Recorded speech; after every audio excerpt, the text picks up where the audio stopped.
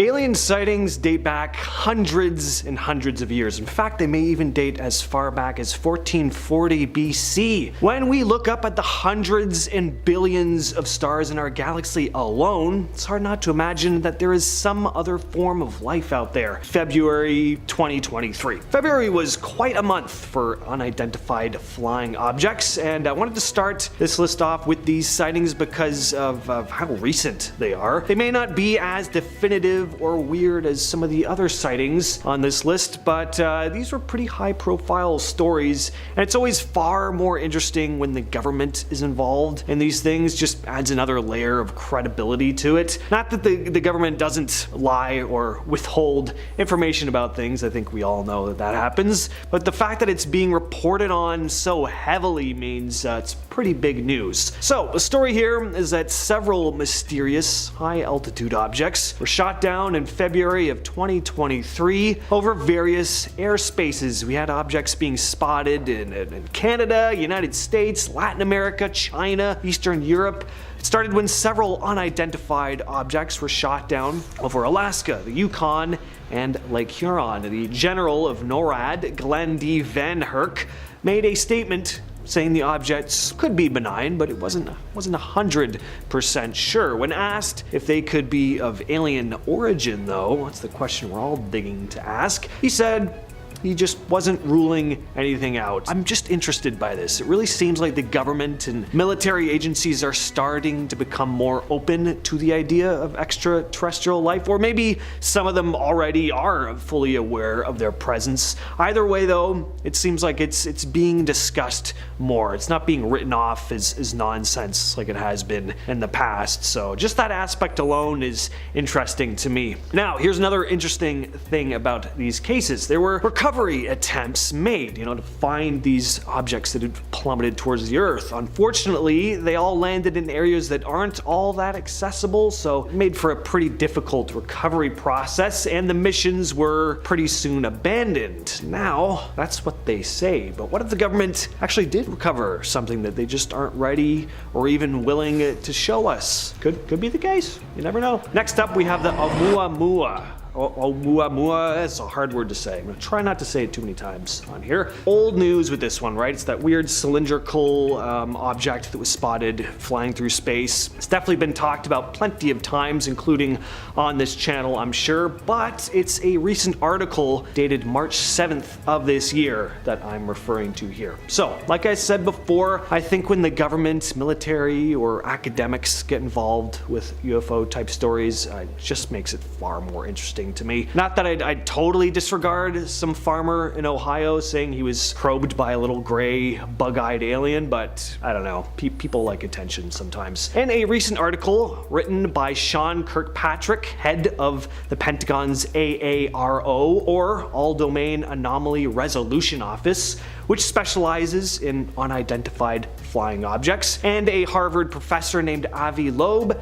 they discussed the possibility that objects such as Oumuamua, spotted back in 2017, could be of alien origin. So pretty exciting. I mean, these are two learned, intelligent people writing an official document theorizing the possibility of alien life. I mean, that's just cool.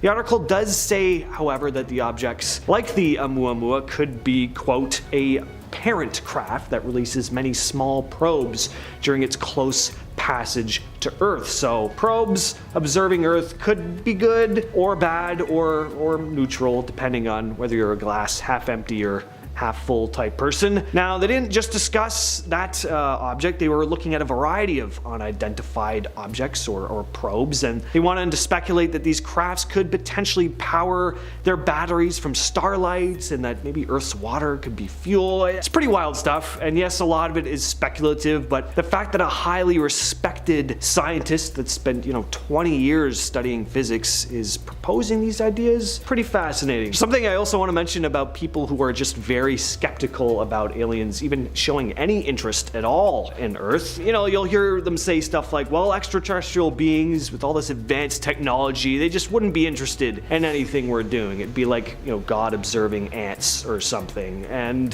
who's to say, first of all, that God doesn't like observing ants? And, you know, even if that is the case, I mean, like, how can you really know that for sure? How on earth could we possibly know what beings from another planet are interested in? We don't know what kind of hobbies they have. It's also kind of counters their other argument, because it's like, yeah, spacefaring extraterrestrials would be leagues ahead of us in terms of intelligence, but I know what they're thinking. I know what they like.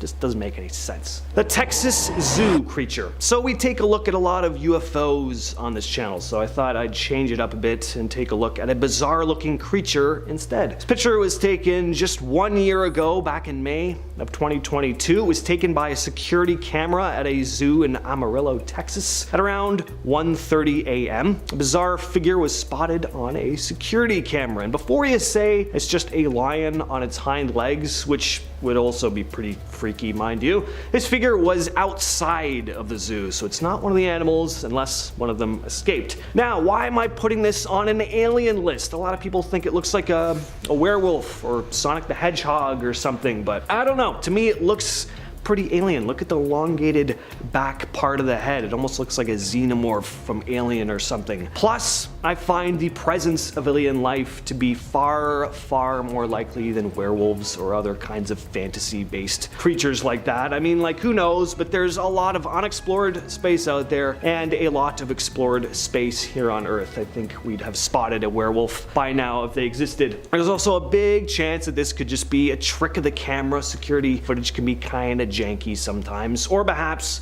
we have a zoo prankster on our hands, or maybe this is a super deformed person. If that's the case, I hope they're okay. Regardless though, this is an odd figure to see in the middle of the night outside of a Texas zoo. And trust me, I know my Texas zoos. The Wales UFO. I didn't know this, but it turns out there are a lot of UFO sightings in Wales. I don't know what the aliens' fascination is with Wales, but reports date all the way back to the 1940s. Actually, all the way back to the 12th century, but I don't know if I give much credence to stuff dating back that far. Apparently, religious pilgrims believed to have seen a fire-breathing dragon erupt from the sea and fly into the sky. Could have been a UFO and they just didn't know what to make of it and just called it a dragon, but anyway, way off topic. The UFO in question here was spotted back in September of 2016 by a police helicopter at around 9 p.m. It was only visible on the chopper's thermal camera and seemed to be moving at a speed of 106 miles per hour over the Bristol Channel. Full video of the footage was released by a former cop, Gary Hasseltine, who has been urging the UK government to come forward and reveal what they know about UFOs. What's also interesting about this one is that the object was moving against the wind, so it is or was being operated one way or another. It's not like it was some object caught up in a wind current or something. Police also stated years after the event that it could have possibly been a drone, but they were struggling to keep up with it, so it'd have to be a pretty fast one. There are drones that reach that 100-mile-per-hour speed, but they're pretty high-end. Your common drones clock in at around 45 to 70 miles per hour, so again, who knows, but it's possible. And coming in at our number one spot, we have aliens in Bolivia. I wanted to finish off with this one because we have reports of both your typical UFO sighting and reports of actual aliens being spotted here, so we're getting some real bang for your buck with this one. The story just happened back in March of this year, and it all started when residents of a small village in the La Paz area of Bolivia claimed to have spotted a mysterious green light in the sky. A bunch of people pulled out their phones and started filming. They were in absolute awe and said it looked to be some kind of alien spacecraft. And then 2 days later, little people were spotted running around the town at night. One villager named Rita Marquez reported to news outlets describing the creatures as little, almost like goblins, and is quoted saying they were miniature beings, like those little people who appear to children. And it felt like something creepy was happening, like they were welcoming their friends, you know? Now, I'm not sure exactly what she means by that, but it's definitely odd. odd. This bizarre situation all culminated with several residents claiming to have found one of the small creatures curled up dead in a gutter one morning, the body of which soon vanished.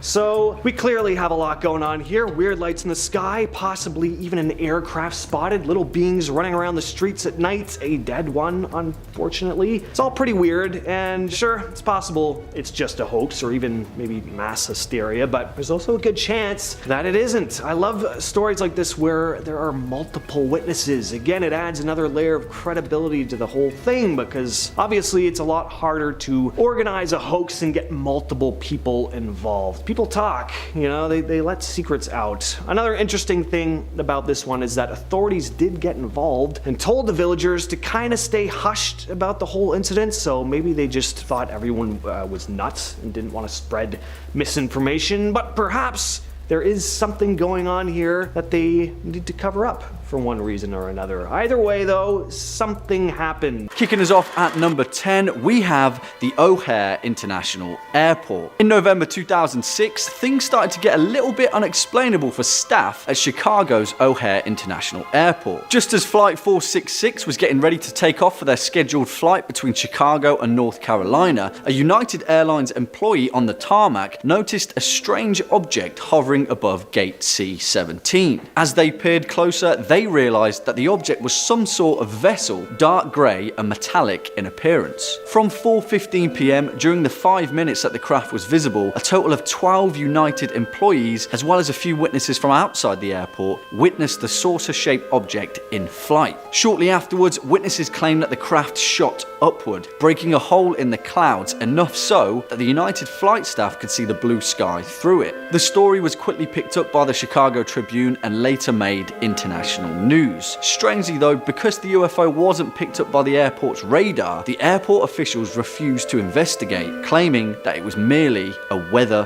phenomenon. Next up at number 9, we have the Stephenville sightings. In 2008, the small town of Stephenville, Texas, got a bit of a strange surprise during one particular pleasant evening in January. Mostly known for its dairy farms, Stephenville is located 100 miles southwest of Dallas, and for the most part is a pretty regular town. But on January 8th, dozens of its citizens reported a series of strange white lights above Highway 67. At first, they traveled in a single horizontal arc and then switched to a series of vertical parallel lines. A local pilot, Stephen Allen, reported that the lights spanned about a mile long and half a mile wide. He also estimated that they were traveling about 3,000 miles an hour. Just as a benchmark, the average airliner travels at around 575 miles an hour. On top of this, no sound was reported by any of the townspeople. Weeks later, after the story caught some traction, the US Air Force explained that they were flying F-16s in the area. The townspeople, they didn't buy it. Why? Because F-16s can't fly anywhere close to the speeds that the lights were sighted at. So, who knows? Bringing it in at number 8, we have the USS Nimitz encounter. For 2 weeks, the USS Princeton was on a routine assignment, tracking reported objects that would appear at 80,000 feet and then plummet to hover above the Pacific Ocean. What's that, they asked. By November 14th, 2014, the ship had noted an object that appeared 100 miles off the coast of San Diego. After another nearby naval vessel, the USS Nimitz, had dispatched 2 fighter jets to the location, what they first saw appeared to be churning, boiling water in an oval shape underneath the surface. Then, suddenly and out of nowhere, the pilots reported a white tic-tac-like object that appeared above the water. The strange vessel had no visible markings that would indicate an engine, wings, or even a window. The 2 pilots, Commander David Fravor and Lieutenant Commander Jim Slate, attempted to intercept the craft, but it quickly accelerated away and disappeared. Later, it reappeared on radar 60 miles away. The UFO moved at 3 times the speed of sound and twice the speed of the fighter jets. Scary stuff. Next up at number 7, we have the story of William Bosak. William Bosak was a dairy farmer they always are, from Polk County, Wisconsin, and on December 2nd, 1974 at 10:30 p.m. he stumbled across something that made him question his belief in aliens. Bosak was traveling from a local cooperative when he saw something on the side of the road on the way back to his farm. It was a tall object that was around 3 meters high and had a dull surface which didn't shine, but strangely reflected the car's headlights. On top of the object was a transparent section which had a creature in it with its hands raised in the air. Bosak reported that the creature was similar to a human being, but its head was covered in hard, short hair with large, bulging eyes and larger ears that resembled a calf's. Its body was covered in a thick brown wool, and it had a terrified facial expression as if it feared for its own life. Bosak couldn't explain what he saw, but as later paranormal reporters found, the town locals considered him to be an honest, truthful man and a general skeptic of UFOs. Since then though, he's changed his tune and has even stood up to a lie detector test to confirm his claims. Coming in at number 6, we have paranormal hitchhikers. Strange orbs are a pretty common occurrence in UFO sightings, but this one kind of takes it to a new level. In 2011, an unnamed security officer was driving home on a South Dakota highway.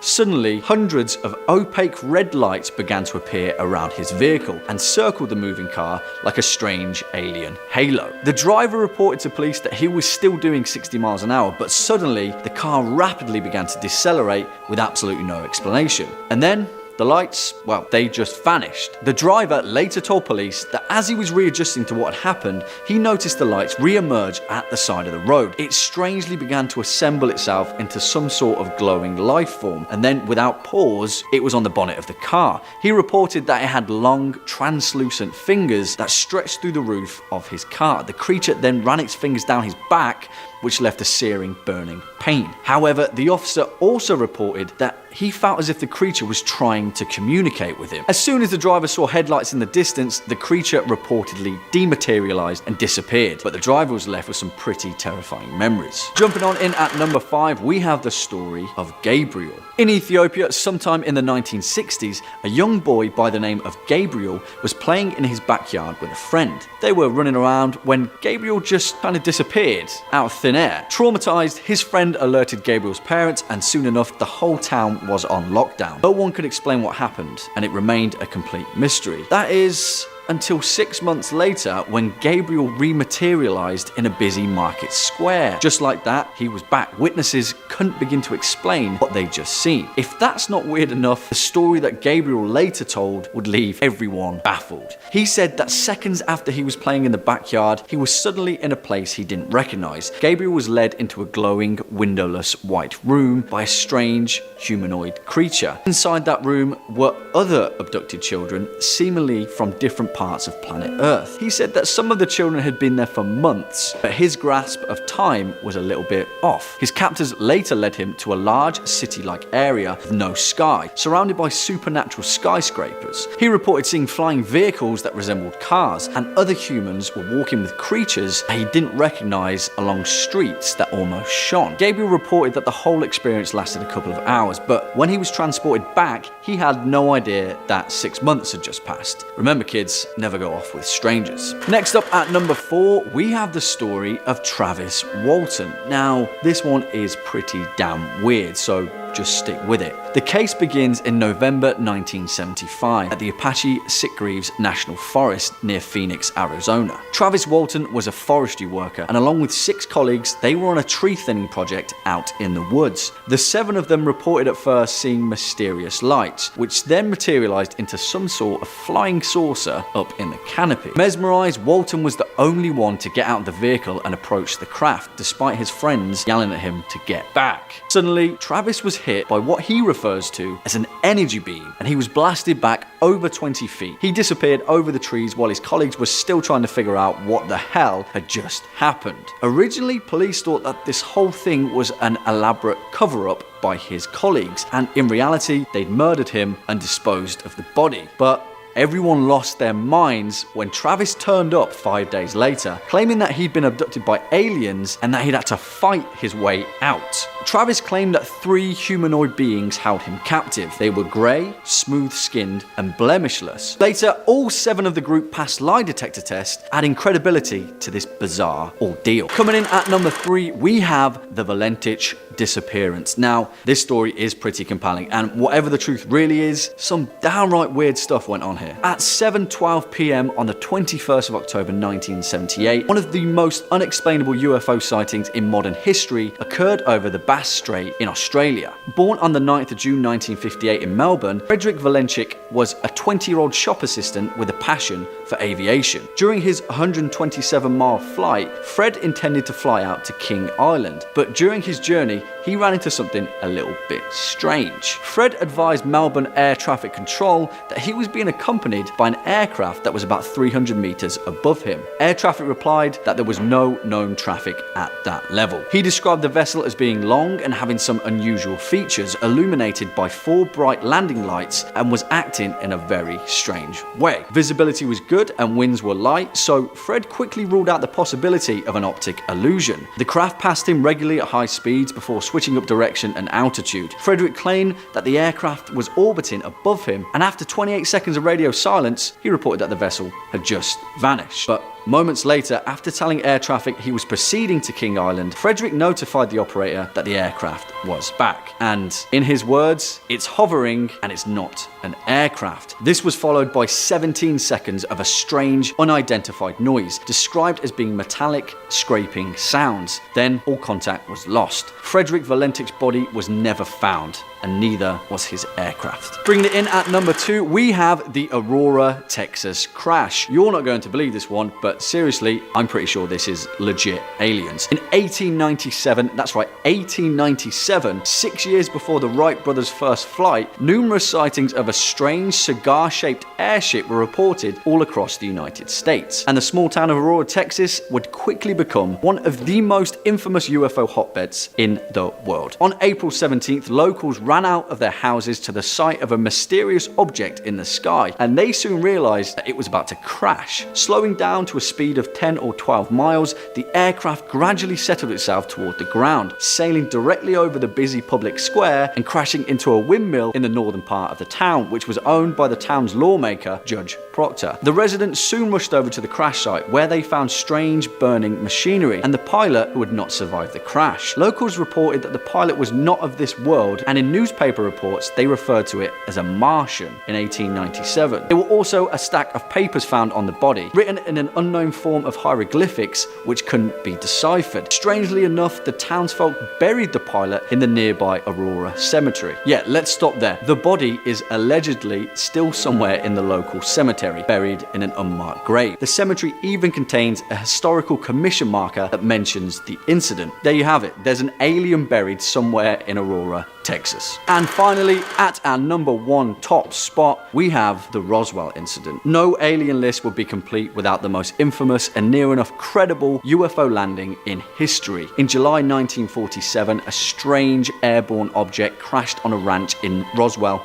New Mexico. The big kicker to this story, though, is how the US military reacted to the events that would later unfold. On July 8th, an Air Force public information officer named Walter Holt issued a press release stating that officials had recovered a flying disc from the Roswell crash site. Later that day, the Air Force changed their story, claiming that the flying disc was actually in fact a weather balloon. Seems a little bit fishy, right? The incident faded into obscurity for over 30 years, but in 1978, dozens of officials poured forward claiming that the whole Roswell incident was a complete cover-up, and that as many as 11 alleged crash sites had been part of a large-scale military operation to contain the truth. In 1989, a former mortician named Glenn Dennis put forward a detailed personal account where he claimed that he'd witnessed multiple alien autopsies carried out at the Roswell base. What this gave birth to was an astronomical rise in UFO popularity, with thousands of people pouring in across the globe with similar stories and experiences. What do you guys think? Have you ever experienced an unexplainable alien incident? Do you believe that we're not alone in the universe? As the old saying goes, the truth is out there. Number 5. The Navy pilots. Since the release of the UAP documents, the new nomenclature, UFO fever has been in the air more than ever since Roswell. We've got Open confirmation that the US government, the Pentagon, is researching actively the possibility of alien craft outright. That's the craziest thing that's ever happened in my life. In September 2019, Navy spokesperson Joe Gradisher confirmed that 3 recently released videos by the military contain evidence of unidentified aerial phenomenon. Like, that's it.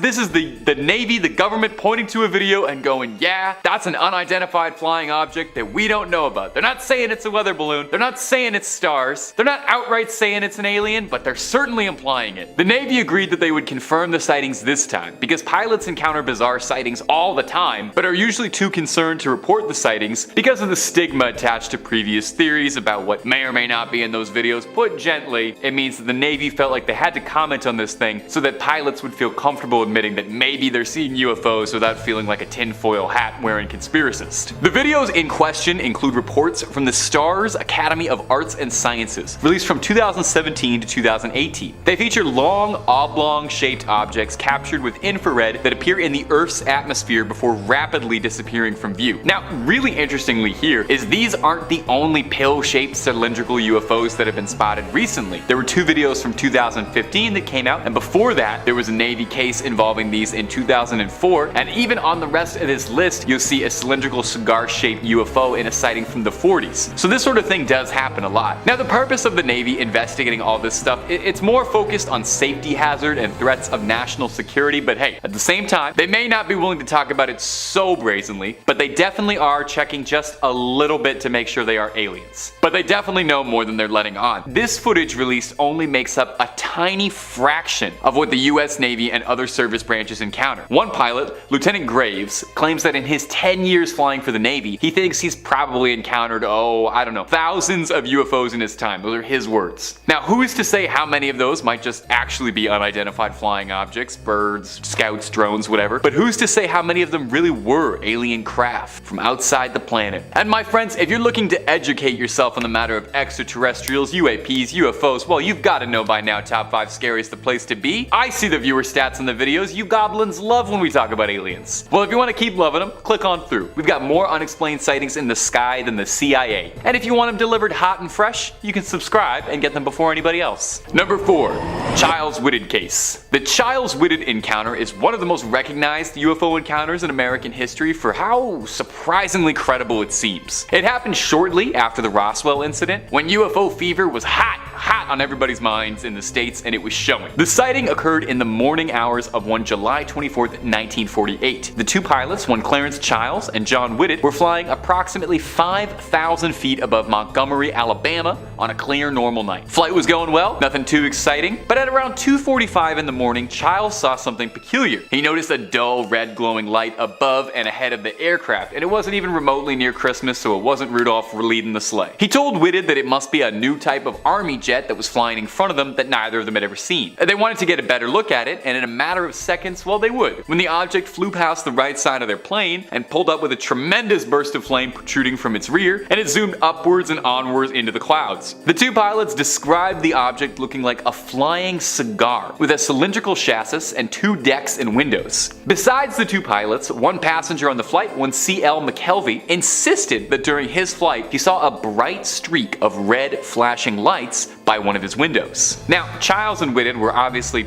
pretty darn confused by whatever it was they'd saw. Didn't look like no plane they'd seen before, and the way it moved seemed technologically more advanced than anything the US Army was putting out in the late 40s. Now, the US Army proper would challenge this account, and their scientists insisted. They investigated the report and said that it was probably just a meteor the pilots and passengers had seen, which almost sounds like it might make sense until you stop and think about it for a second, because what meteor has windows and a glowing red light coming from it and propels itself forward and rapidly goes upward? Most meteors I've ever heard of go downwards. And Childs and Whitted both disagreed with this as well, saying they got a good long look at it and it wasn't a meteor. Whatever it truly was, though, might be lost to history, tragically. Number 3. The Gander, Newfoundland encounter. Our next story comes to us from Gander, Newfoundland, and it happened on February 10, 1951. A U.S. Naval Reserve lieutenant and pilot Graham Bethune was occupying the captain's seat of a plane flying near Newfoundland, Canada, when he spotted something unusual, massive, and rapidly approaching towards the plane. It resembled a disc. The co-pilot made a report of what he saw, and this is what he wrote. Take a listen. I observed a glow of light below the horizon about 1,000 to 1,500 feet above the water. The pilot and I observed its course and motion for about 4 or 5 minutes before calling it to the attention of the other crew members. Suddenly, the object changed direction at an incredible speed and began to pulsate, changing its colors as well. Then, it somehow reversed its course and tripled its speed until at last it disappeared over the horizon. The report would go on to say that whatever this object was, it came within 5 miles of the aircraft, which was proven later by radar evidence. Now, when the plane had landed, the entire crew was detained by intelligence officers and interrogated. At their destination, pilot and passengers were questioned again by naval intelligence and required to sign full disclosure documents. Now, take this next part with a grain of salt. Okay? Because I only found one source on this. But apparently a CIA scientist confidentially interviewed the pilot, and during their interrogation, he showed him a photo of a disc-like object that looked extremely similar to the one they had seen flying over the Atlantic. However, during the interviews, no Navy, Air Force, or CIA men would ever answer any questions related to extraterrestrials. No one would say the word alien, no one was saying UFO, nothing like that. They were trying very hard to downplay that. So what was it then? Because it sounds incredibly suspicious that the interviewers had a photo of something that looked similar to it and weren't saying the word alien at all. Number 2. November 1986 Japanese Airlines flight. Our next one comes to us from a pair of Japanese pilots. In November 1986, Japanese Airlines Flight 1628 was heading over Alaska. Captain Kenju Terauchi and a crew of 2 others were on a flight making routine cargo deliveries to France. Captain Terauchi saw something that caught his attention when he saw blinding lights flashing off at the left and the right of the plane. Now, initially he didn't think too much of it. He thought, hey, maybe these are just US fighter jets zipping around. As his plane furthered forward, he realized that the object was flying ahead of him was of the unidentified variety, a UFO, if you will. Terauchi said that it looked like 2 spaceships had stopped in front of their faces, shooting off lights. The inside cockpit shined brightly, and I felt warm in the face, he wrote. That almost sounds kind of pleasant, to be honest. Captain Terauchi described the objects as being cuboid-shaped spaceships with a jet propulsion system that had horizontal lines of circular exhausts clustered around a dark center. The captain had also reported that when the plane had flown by this object, ground communications were cut out and all radar was blocked. Well, that's kind of odd, isn't it? Pretty interesting. Well, if you thought that was weird, the FAA would agree with it. That's the Federal Aviation Administration, who investigated the report very closely, interrogating Terauchi for everything they could out of the incident. Now, during this questioning, his co-pilot and his flight engineer, they said that they thought the object they saw was just strange lights, but they did agree that they really couldn't easily explain what it was they saw. In the end, the FAA ruled that what it was light refraction through ice crystals suspended in clouds. A bunch of science words. Sure. Number 1. Lieutenant Gorman. Our number 1 spot on this list is a humdinger of a tale. Now, most of us can only hope to maybe someday see a UFO in our lives, but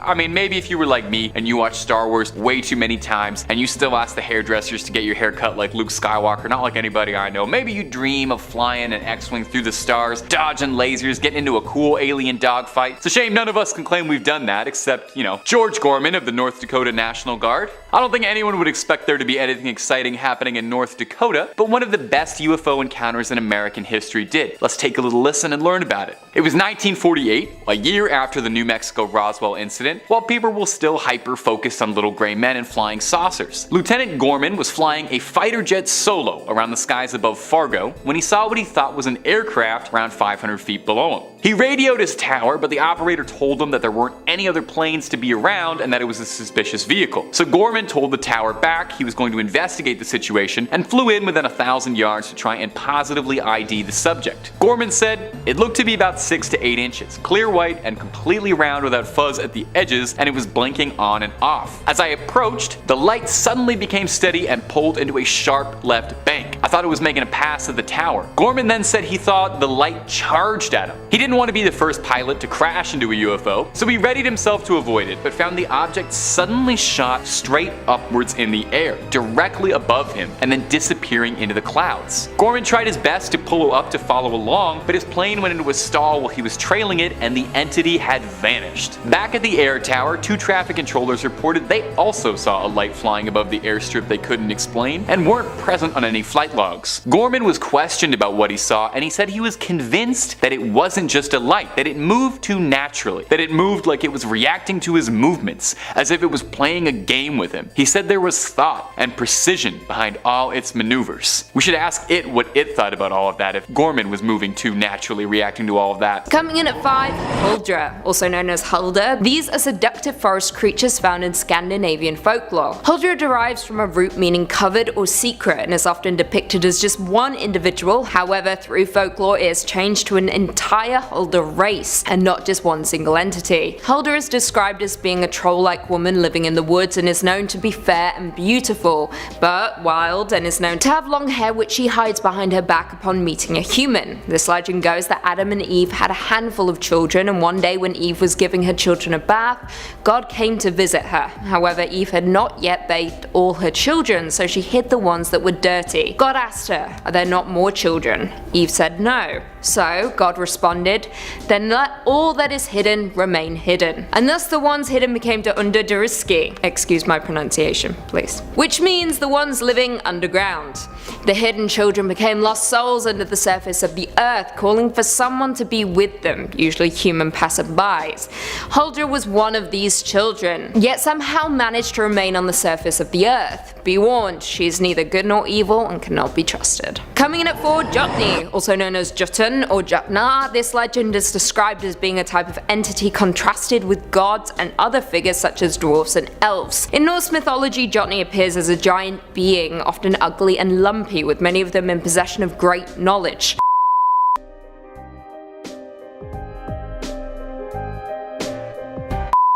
Oftentimes the Jotni is described as riding on a wolf with vipers as reins and is believed to be depicted in this 10th century picture stone from the Hunnestad monument. As I previously stated, most Jotni possess great wisdom. For example, Vavtrudni, I don't know how to pronounce it, who was clad with the very same knowledge as Odin. Legend goes that the Jotni are Thor's most dangerous opponent and is a major motif in Norse mythology, with the Jotni residing in the Great Mountain area of southern Norway. Now throughout history the folklore has become blurred, with some stories blending Jotni and trolls together into one, but that is simply not the case, with these 2 legends having very separate histories throughout folklore.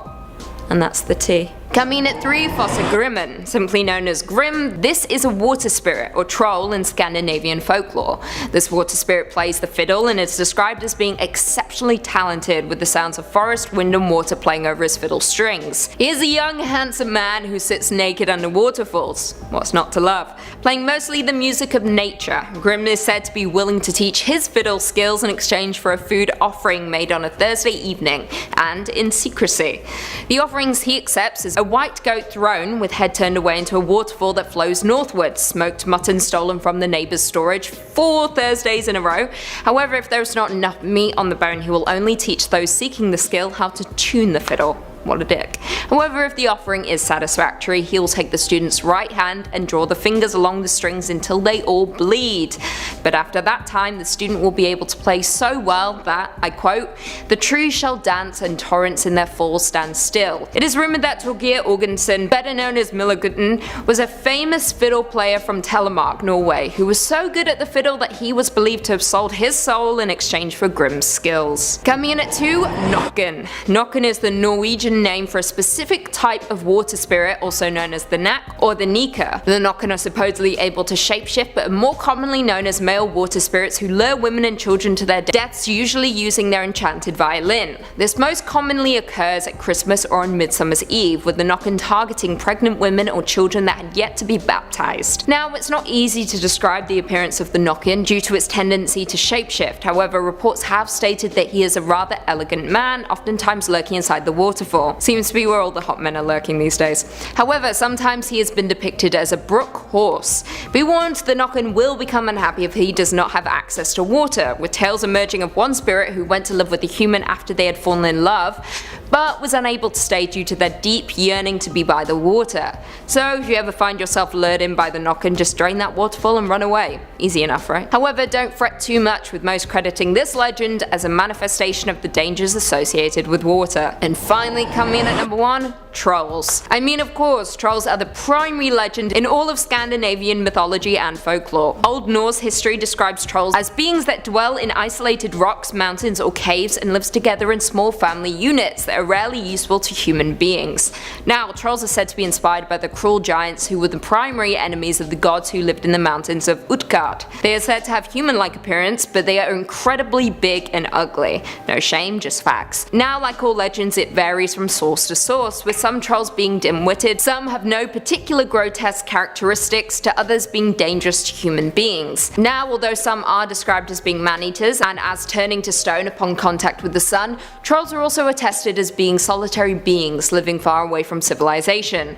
Upon the arrival of Christianity around the 1300s, the stories began to change, with stories emerging of the trolls being able to smell the blood of a Christian man, with them basically representing anything of the old times, which the new religion condemned. Number 5 on this list is Helen Sharman. Dr. Helen Sharman was the first ever British woman to go to space. She went in 1991 on a mission to the Soviet space station. Dr. Helen Sharman is extremely well educated, renowned in her community, and is one of the very few people in the history of humankind who's actually been to space. Therefore, I hold her opinion in extremely high regard when we're referring to something like extraterrestrial life, and her opinion is that said life is already here. Dr. Helen Sharman told The Observer's magazine that aliens exist. There's no two ways about it. There must be all sorts of different forms of life. She went on to say in her interview that it's possible they're here right now and we simply can't see them. Like I said earlier, this is an actual astronaut who's saying this right now. Someone who very clearly knows far more about this than your average Joe, and whose opinion should be acknowledged. Now, just because one person believes that alien life could potentially be on Earth, well, that's far from fact. But oftentimes when we think about aliens and the potential of them being on our planet, it can easily get chalked up to some mumbo jumbo from people who aren't well researched or properly educated on the topic. That certainly can't be said about Helen Sharman, and I think that the fact that someone of this background is openly coming out and giving this opinion shows that the culture surrounding aliens is changing. I think that as time goes on, we'll see a lot more individuals like Helen come out and express this opinion, further adding to the validity of alien life living among us. Number 4 on this list is Oumuamua. Oumuamua was first discovered on October 19th in 2017, and it holds the title as being the very first discovered interstellar object to visit our solar system. Now, even though this object isn't necessarily evidence of aliens being here on Earth, a lot of people look to it as evidence of aliens' existence as a whole. The biggest name on this list of alien believers being Avi Loeb. Avi is a Harvard professor for astrophysics and has made it known that he doesn't think this object entering our solar system is your typical comet or asteroid. He's come out and said that this object is actually an alien probe sent to search for other life in the universe. In fact, he wrote, Oumuamua may be a fully operational probe sent intentionally to Earth's vicinity by an alien civilization. One of the biggest reasons he thinks this and others believe it is due to this object's strange movement. The speed at which this object is flying doesn't seem to fit in with our current laws of physics. The object is simply moving too fast for the gravitational pull that we believe to be acting upon it. It's also flipping and maneuvering itself in a way that doesn't seem to make any sense. Now, this thing is wildly far away, so even though we can get a rough estimate of how big it is, and it certainly is very sizable, it's hard to know for sure exactly what this thing is. He has faced some backlash in the scientific community for his claims, but then again, everybody who comes out and talks about aliens typically does. All we know for sure about this thing is that it came from a completely different solar system and seems to be accelerating in speed, which doesn't make any sense to anyone. I don't want to wholeheartedly jump on the alien train simply because of this logic, but I also don't think that immediately writing off a Harvard astrophysics professor is the smart thing to do either. Number 3 on this list is alien bacteria. One of the biggest knocks against any argument associated with aliens is that our solar system hasn't shown any signs of life except for Earth. This isn't necessarily true though, based on a recent study that has come out in regards to Venus. Venus is one heck of a planet and certainly not somewhere that I would want to live. The storms are mighty, the temperature is way too hot, and acid regularly rains down from the sky. Not the ideal location if you ask me. One thing that Venus is also home to is a rare poisonous gas, phosphine. Now you're probably thinking, well, how would a poisonous gas indicate any signs of alien life? Wouldn't it indicate the opposite? And in most cases you might be right.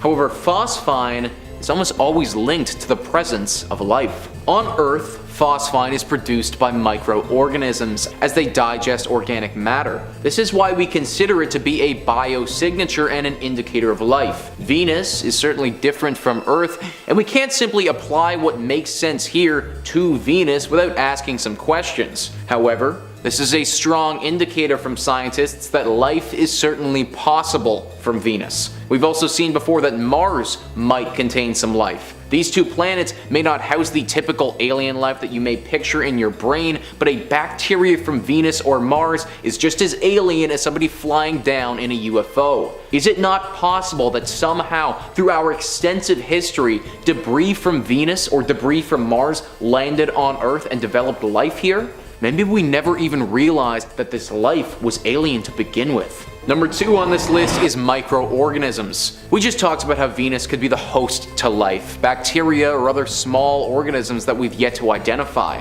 Well, one of the biggest arguments against aliens living among us is that we haven't seen them yet. Sure, there have been some stories here and there, but nothing on a major and global scale. What if we aren't looking properly though? What if our understanding of life doesn't match with what an alien life form is? Scientists have thought deeply about this possibility and what this could mean. This life, seeing as it would not compute with our definition of life, would actually live in what experts refer to as a shadow biosphere. Now, this shadow biosphere isn't some alternate dimension or ghost realm, but it's a biosphere with organisms that have a completely different biochemistry than we're familiar with. We're made up of carbon and nitrogen, but why are we automatically assuming that an alien would be made up of this as well? It could be just as likely that alien beings are made up of other elements. If this was the case, then it's most likely on a microscopic scale, and that's why we haven't been able to recognize them yet. We currently have a very limited way of studying microbes, and we need to be testing for a very specific microbe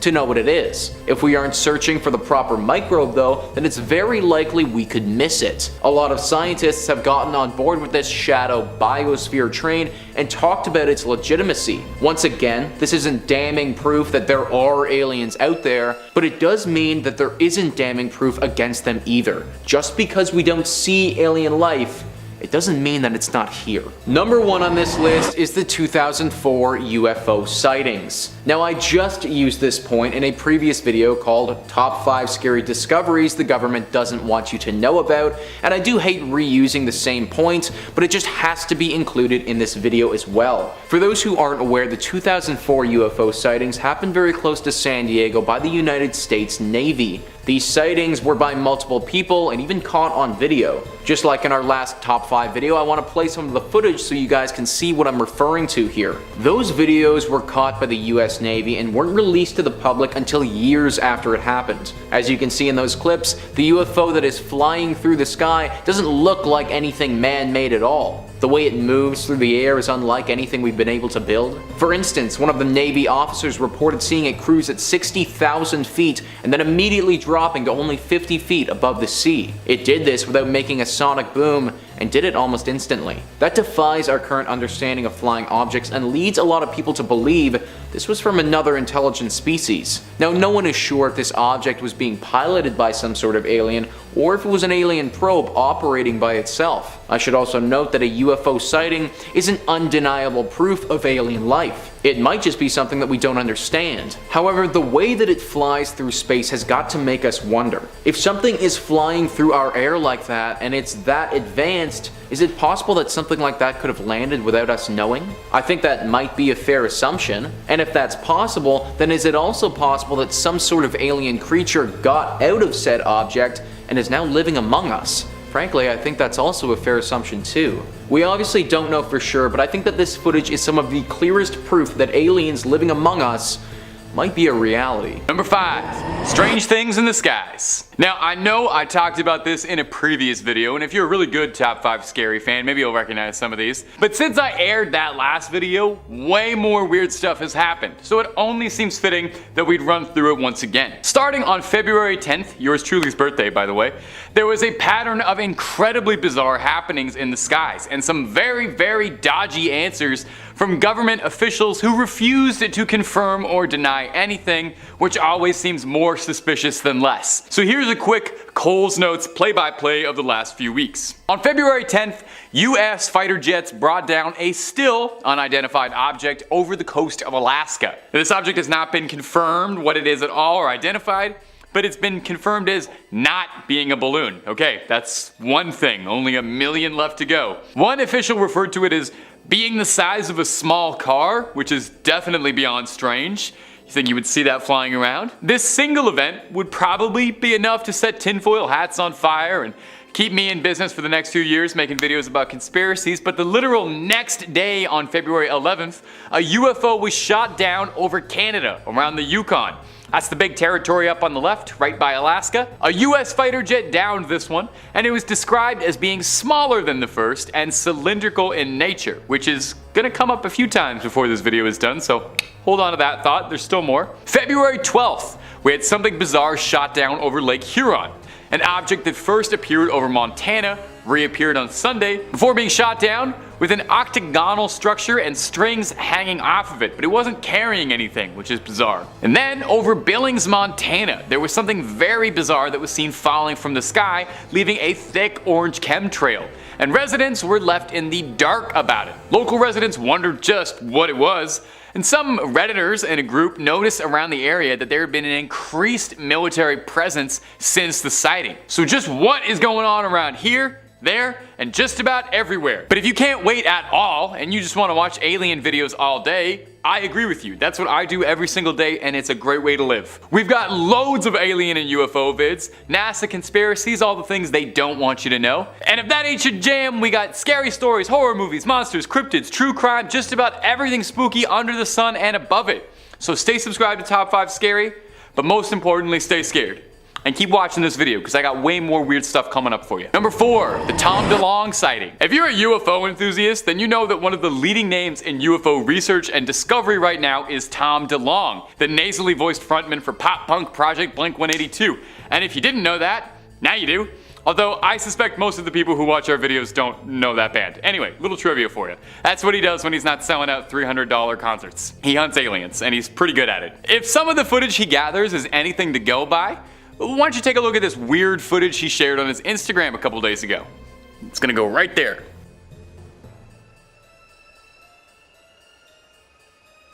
Pretty darn weird, huh? If that isn't one of the most clear, close encounters I've ever seen, I'm not sure what is. You can practically trace the outline of the flying saucer. It looks like the platonic flying saucer, like the one we all imagine when we close our eyes. I can almost see the little green man inside. On his Instagram, DeLonge wrote this caption: "Enjoy.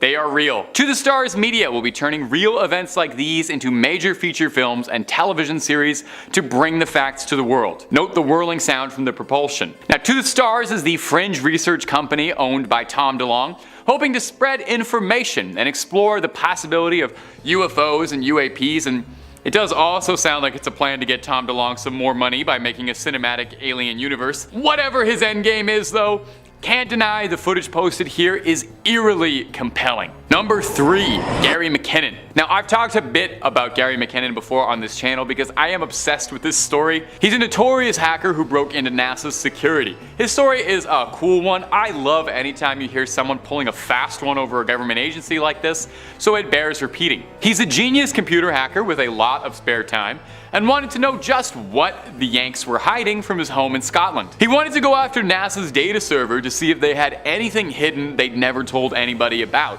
been called the biggest military hack of all time, so I'd wager maybe he found something. Why risk your life, career, freedom on this exactly? McKinnon claims he had received an insider tip that the US had reverse engineered technology from UFOs, free energy. In his own words, he said, "This should not be kept hidden from the public when pensioners can't even pay their fuel bills. And it's just like a bonus if you get some alien stuff on the side." So what did he find? McKinnon claims in his searching he saw images of aircraft that did not resemble any he had ever seen in his life. One in particular he describes as looking like a massive cigar-shaped craft floating over the northern hemisphere that did not look man-made. He said he was in shock looking at the image and didn't think to take a photo.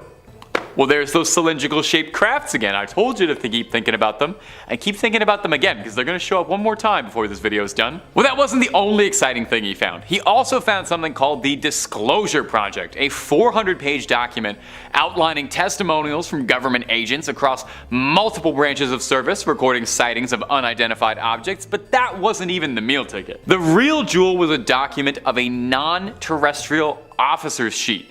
A spreadsheet listing the name of NASA agents to be transferred to new ships or serve on board space stations, but McKinnon noted that none of the names of the vessels existed in any database.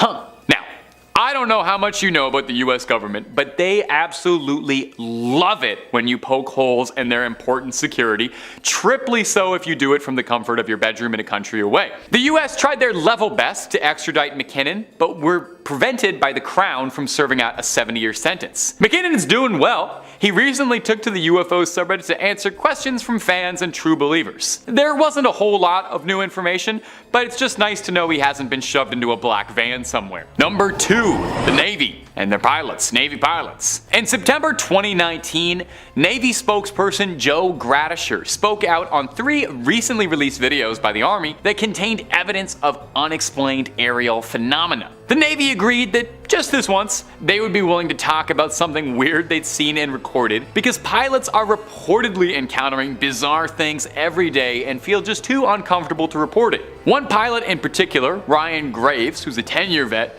has said he believes he's seen thousands of unexplained phenomena in the air in his career, but these go unreported because of the stigma attached to the previous theories about what may or may not be in the videos, in his words. To translate that a bit in layman's terms, the Navy feels that they have to comment so that pilots are willing to talk about that, hey, maybe we're seeing UFOs without feeling too crazy. These videos in question were released from 2017 to 2018, and they feature long, oblong-shaped objects captured with infrared that disappear in the Earth's atmosphere. Hey, there it is again, more cylindrical-shaped UFOs. Now, I'll be clear, I don't really have much of a connection or through line here, but I do think it's very fascinating how many of these stories do mention these cylindrical-shaped objects. Far from the earliest or last, in 2004 and in 2015, 2 similar sightings were reported featuring similar vehicles. Now, the purpose of investigating most of these reports is more focused on safety hazards and threats of national security.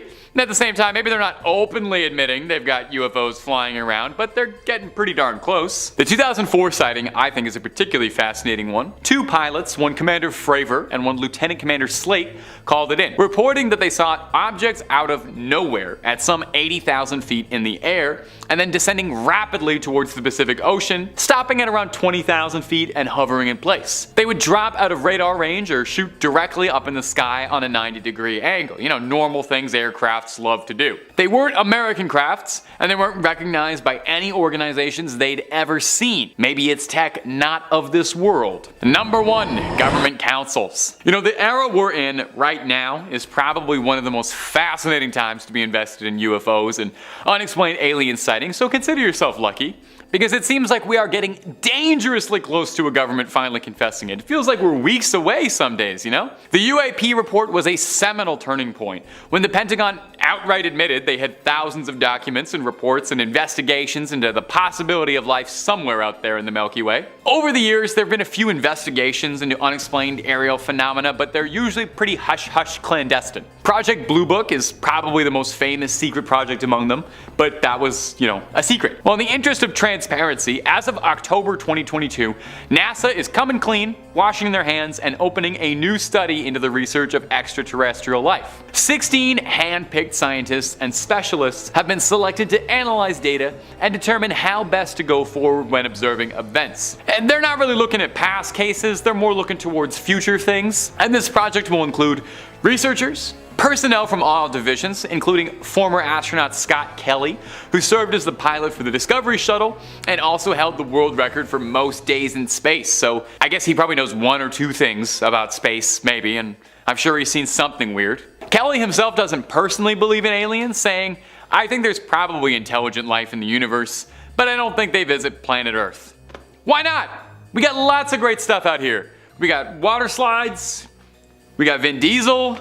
No other planet has those two things, and I'm sure we got a couple other great things from the human experience. So aliens, come on down when you're ready. We'll welcome you with open arms, and if those were UFOs you sent, we're really sorry that we shot those down. I didn't have anything to do with that. Coming in at number 5, we've got the Mogollon Monster. If you've ever taken a drive up the 87, you might have come across a set of very colorful, very large footprints tracked across the highway. While these particular prints were put there by people, they are in homage to the Mogollon Monster, aka Arizona's answer to Bigfoot. This big beastie lives along the Mogollon Rim and has been seen from Prescott all the way to Clifton. Sightings of the monster date back to early as 1903, with plenty of reports of video, tracks, and hair samples appearing since. People claim that the Mogollon Monster is a bipedal humanoid towering over most at 7 feet tall, leaving behind 22-inch footprints. Like most ape-like beasts in the woods, it has crazy strength and some wild eyes. Some claim it's covered in long black hair, others say it's reddish-brown. Maybe it changes with the seasons, or maybe there's more than one. The Mogollon Monster is also known for smelling really, really bad. Like dead fish, skunk, BO, peat moss, and snapping turtle musk. I'd hide out in the woods if I smelled like that too. Part of the reason why it's so rarely sighted is that it tends to be active at night. It will hunt and gather all sorts of different foods under cover of darkness and make little nests for itself. If you stumble across one of these pine needle refuges, get the hell out of there. This beefy monster is known to be very territorial and very violent. It reportedly likes to decapitate deer and other wildlife before digging in, and if it can pull the dome off a deer, it can pop your top off like a bottle of Coke. Be careful if you hear any weird noises too, because the Mogollon Monster likes to mimic other wildlife. Birds, coyotes, it is even reported to shriek like a woman in distress. So don't go running off to save the damsel, because you might find yourself face to face with a very hairy hunter. Tie up your supplies if you're camping too, as the monster will rummage through stuff left out. You know, they were all about the hairy man or the wild man or something like that. And of course I didn't believe them. This, says Wade, is a small baby Bigfoot trying to hide in the corner from his night vision camera. Coming in at number 4, we've got El Chupacabra. Ah, the Southwest classic. Such a strange creature, the Chupacabra. Is it an alien? A demon dog? Something else? Also known as the goat sucker, these cryptids love to feed on livestock, attacking in the night. Farmers and other animal owners have often found these creatures totally hollowed out following particularly dark nights. Common features of the Chupacabra attacks are a complete lack of blood and puncture wounds in the neck and hindquarters. The wounds are always super clean, no signs of struggle or messiness. Sometimes there are weird injuries too. Cattle often have their anuses cored out, and somehow, even with these brutal injuries, no blood is found. Do the goat suckers inject some sort of sedative? Do they have magical powers? We may never know. One theory is that they have wings and descend on their prey and drain them before they have time to react. This would also explain the lack of tracks that accompany Chupacabra attacks. Although, if they were so quick and clever, wouldn't they also attack humans? Maybe our blood just doesn't taste as good. Now, this legend didn't start in Arizona, but now it's quite prevalent. El Chupacabra seems to have originated in Puerto Rico and made its way into Latin America, eventually spreading to the southwestern states. Now you'd be hard-pressed to find an Arizonan without some sort of Chupacabra story. Tucson resident Billy Nubian claims that he saw one attacking his goats late one night. He was startled awake by the panic sounds of his goats bleeding. Running outside to investigate, he saw a huge rat-like creature pinning one of his goats. It then turned to face Billy, let out a blood-curdling scream, and ran off into the dark. Sarah A. has a similar story where she encountered a half-man, half-ape creature crouching frog-style in her yard. Freaky. Coming in at number 3, we've got skinwalkers. These Navajo legends have been cited all over, but have quite a reputation in Arizona. Medicine men possessed by spirits having to choose between good and evil. often hermits being exiled from their communities. They take the forms of many animals and travel through the wastes. If driving through the arid desert at night wasn't unsettling enough, just wait until you hear about what skinwalkers like to do. Often they'll travel alongside lone vehicles in the dark, even when the car is hoofing it. They'll tap on the windows of the vehicle, trying to get the driver's attention. If the driver stops to see what's going on and gets out of their car, it's not likely that they're coming back. Yikes. There are some hot spots that locals try to avoid at night. Apparently there's a ranch that has been given the name Skinwalker Ranch thanks to the huge amounts of reports made, and San Carlos Reservation is also a place most will warn you away from during the night. Although most forests at night have their fair share of spooky denizens. There's one tale of a man camping alone that really makes you question whether a little adventure is worth it or not. He was hiking along with his dog and found an empty cave to set up camp in. As he unpacked his stuff, he noticed some unsettling cave paintings along the walls. Later that same night, he was woken up by his dog ferociously barking. As he sat up to see what was the matter, he saw a malformed creature slinking near the entrance of the cave. Acting quickly, he shot at it with his rifle, but this only stunned the creature. It called out to him, saying that it wanted to help.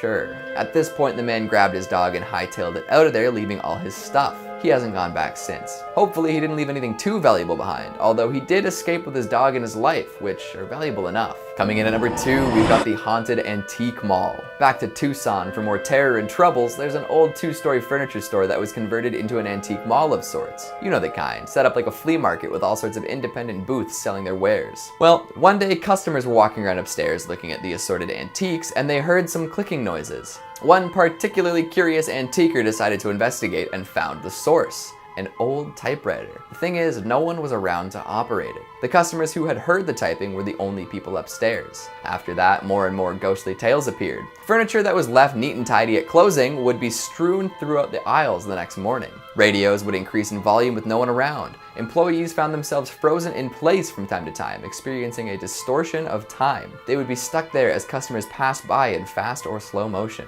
Apparitions would appear all over, sometimes appearing as a grinning boy, other times as a mischievous-looking teenager. Nobody knows who these wraiths belong to. After hearing loud crashing noises upstairs but finding nothing displaced, the owners decided it was time to close down the upper level. Now, considering that all sorts of people were bringing in antiques from different sources, it is possible that all these ghosts came from haunted objects. Or it could be that the furniture store itself is haunted. Nobody's come up with concrete proof of the hauntings, but if you ever find yourself antiquing in Tucson, watch out for paranormal activity. And finally, at number 1, the ghosts of Slaughterhouse Canyon. I mean, the name of this canyon should be enough to give me to its bad news. Let me say it again. Slaughterhouse Canyon. Come on. The tale that accompanies the terrifying name comes from the gold rush back in the 1800s. A young family moved out to try their hand at striking it rich. However, this plan did not go very well. Soon they were hungry and destitute. The father would often head out for days, searching for food to sustain him and his family. Tragically, one day he never returned. Without the father to keep them fed, the family slowly starved. As their bodies wasted away, so too did their minds. Eventually, the mother couldn't take it anymore. Her children's cries were too much for her to bear. She donned her wedding dress and ritualistically killed her children. Carrying the corpses down to the nearby river, she wept and screamed. After she dropped their bodies into the water, she wandered around until succumbing to starvation soon after. This sad story forever marred the reputation of Slaughterhouse Canyon. Now, if you visit at night, you might be able to hear the pained cries of the murderous Mad Mother. Tragic and terrifying. In at 5, the Lady in Red in Lower Bay Station. Now, a Lady in Red is a popular theme in many legends and ghost stories, with few popping up across America and Canada. However, this one comes from Toronto, specifically below Bay Station, where another subway station lies, Lower Bay Station. The Toronto Transit Commission reportedly opened the station in 1966 while experimenting with routes, but soon realized that if the route was to become delayed, it would slow down the entire subway system. Therefore, it was shut down just 6 months later. The city later went on to build Bay Station on top of it, connecting the two platforms with a red door that is only accessible to employees. Workers and occasional movie productions still use the old station, however, and it is here that folks have claimed to have seen the Lady in Red wandering the abandoned tracks. People have reported that she has no legs and had only black holes for eyes. Her apparition only lingers for 30 seconds before disappearing. Some believe it to be a woman that was pushed onto the tracks, but no records of any such incident exist. Others think it's more likely she was a former resident of Potter's Field, a cemetery for social outcasts and the poor, which the city attempted to relocate in 1855 to build the station. Coming in at 4, the legend of Gibraltar Point Lighthouse. The Gibraltar Point Lighthouse is located on the Toronto Islands in Toronto. Beginning in 1808, it is the oldest existing lighthouse on the Great Lakes and one of Toronto's oldest buildings. Now, due to its age, this lighthouse is of course shrouded in mystery, specifically regarding its first keeper, J.P. Radamula. According to the legend, soldiers from Fort York visited J.P. on the evening of January 2nd, 1815 in search of his bootlegged beer, but they had too much to drink and a dispute broke out, culminating in the keeper's murder. The inebriated soldiers tried to conceal their crime by chopping apart the corpse and hiding the remains. In 1893, then keeper George Dernan searched for the corpse and found part of a jawbone and coffin fragments near the lighthouse, though it was never definitively proven that they were linked to JP. As one of the oldest legends in Toronto, the truth behind the lighthouse keeper's death and disappearance remains a mystery even to this day, and the legend certainly lives on. Coming in at 3, UFO encounter in Manitoba. All the way back in 1967, Stefan McCallick ventured into the woods around Falcon Lake near Winnipeg, Manitoba, in search of silver and quartz, when he was startled by a gaggle of geese that erupted into a clattering of honks. According to his own report, he then noticed 2 cigar-shaped crafts hovering in the air before one flew away. However, the other one landed. Stefan stated that he waited half an hour before approaching. He heard mechanical noises, smelled sulfur, and felt warm air as he gradually got closer. As he did, he noticed an open door panel, and coming from within were colored lights and muffled voices that sounded like humming. Then, out of nowhere, the door panel closed, and a blast of gas from the craft knocked Stefan back and off his feet, with his clothes being set ablaze. He managed to take them off and ran into town when he began to feel extremely sick. Doctors quickly discovered that his sickness was caused by radiation, and officials who checked the site also discovered radioactive soil samples and metal melted into the rocks. Now, since then, the son of Stefan has written a book about the ongoing mystery. Stan McCallick, the son of Stefan, has previously stated that he very clearly remembers the day his dad came home sick and injured after something happened to him in the Falcon Lake woods. I quote, "I recalled seeing him in bed. He didn't look good at all. He looked pale, haggard. When I walked into the bedroom, there was a huge stink in the air, like a real horrible aroma of sulfur and burnt motor. It was all around and it was coming out of his pores. It was bad." The book was launched back in 2017 in conjunction with the 50th anniversary of the incident. In at 2, headless ghosts in Old Montreal. The historic neighborhood of Old Montreal in Quebec is known to be one of the most haunted places in all of Canada. The city's oldest road, St. Paul Street, is supposedly a walkway for the paranormal at night, with visitors often reporting sightings of ghostly horse-drawn carriages or an apparition of Marie Joseph Angelique wearing the same white robe she had on when she was executed. Not only that, but Mary Gallagher, former Lady of the Night, is reported to appear on William and Murray Streets every 7 years, looking for her head, which was taken off by her one-time best friend. If this doesn't do it for you, you can also head over to the Old Montreal graveyards, which are known to be abound with ghostly activity, especially in Mount Royal, North America's largest intact cemetery. Visitors have claimed to see apparitions wandering around the plots at night, as well as hear giggling, creaking, and other eerie noises coming from within the cemetery. More interesting still, some of the ghosts that people have reported seeing include several people who perished on the Titanic, and an often seen Algonquin man who looks over the cliff to the city below. And finally, coming in at number 1, the Cave Monster. One of the most haunting legends to come out of Canada comes to us from my city, Toronto, once again, and supposedly took place in August 1978. It was during this time that a 51-year-old man named Ernest went looking for his missing kitten in a Parliament Street tunnel after crawling into an opening near his apartment building. This is where he described seeing a monster that had grey fur, red eyes, and weighing approximately 30 pounds. Now, if you're not from Toronto, we have a sprawling path system, 28 kilometers of climate-controlled underground walkways and shopping. However, what if I told you this wasn't the only underground city we have? Well, as reported by the Toronto Sun in March 1979, about 10 feet into the tunnel that Ernest explored, he spotted a thin, human-like figure some 3 feet tall, with, as previously mentioned, grey fur and slanted orange-red eyes. The creature supposedly hissed at him, stating, get out," before fleeing down a side tunnel.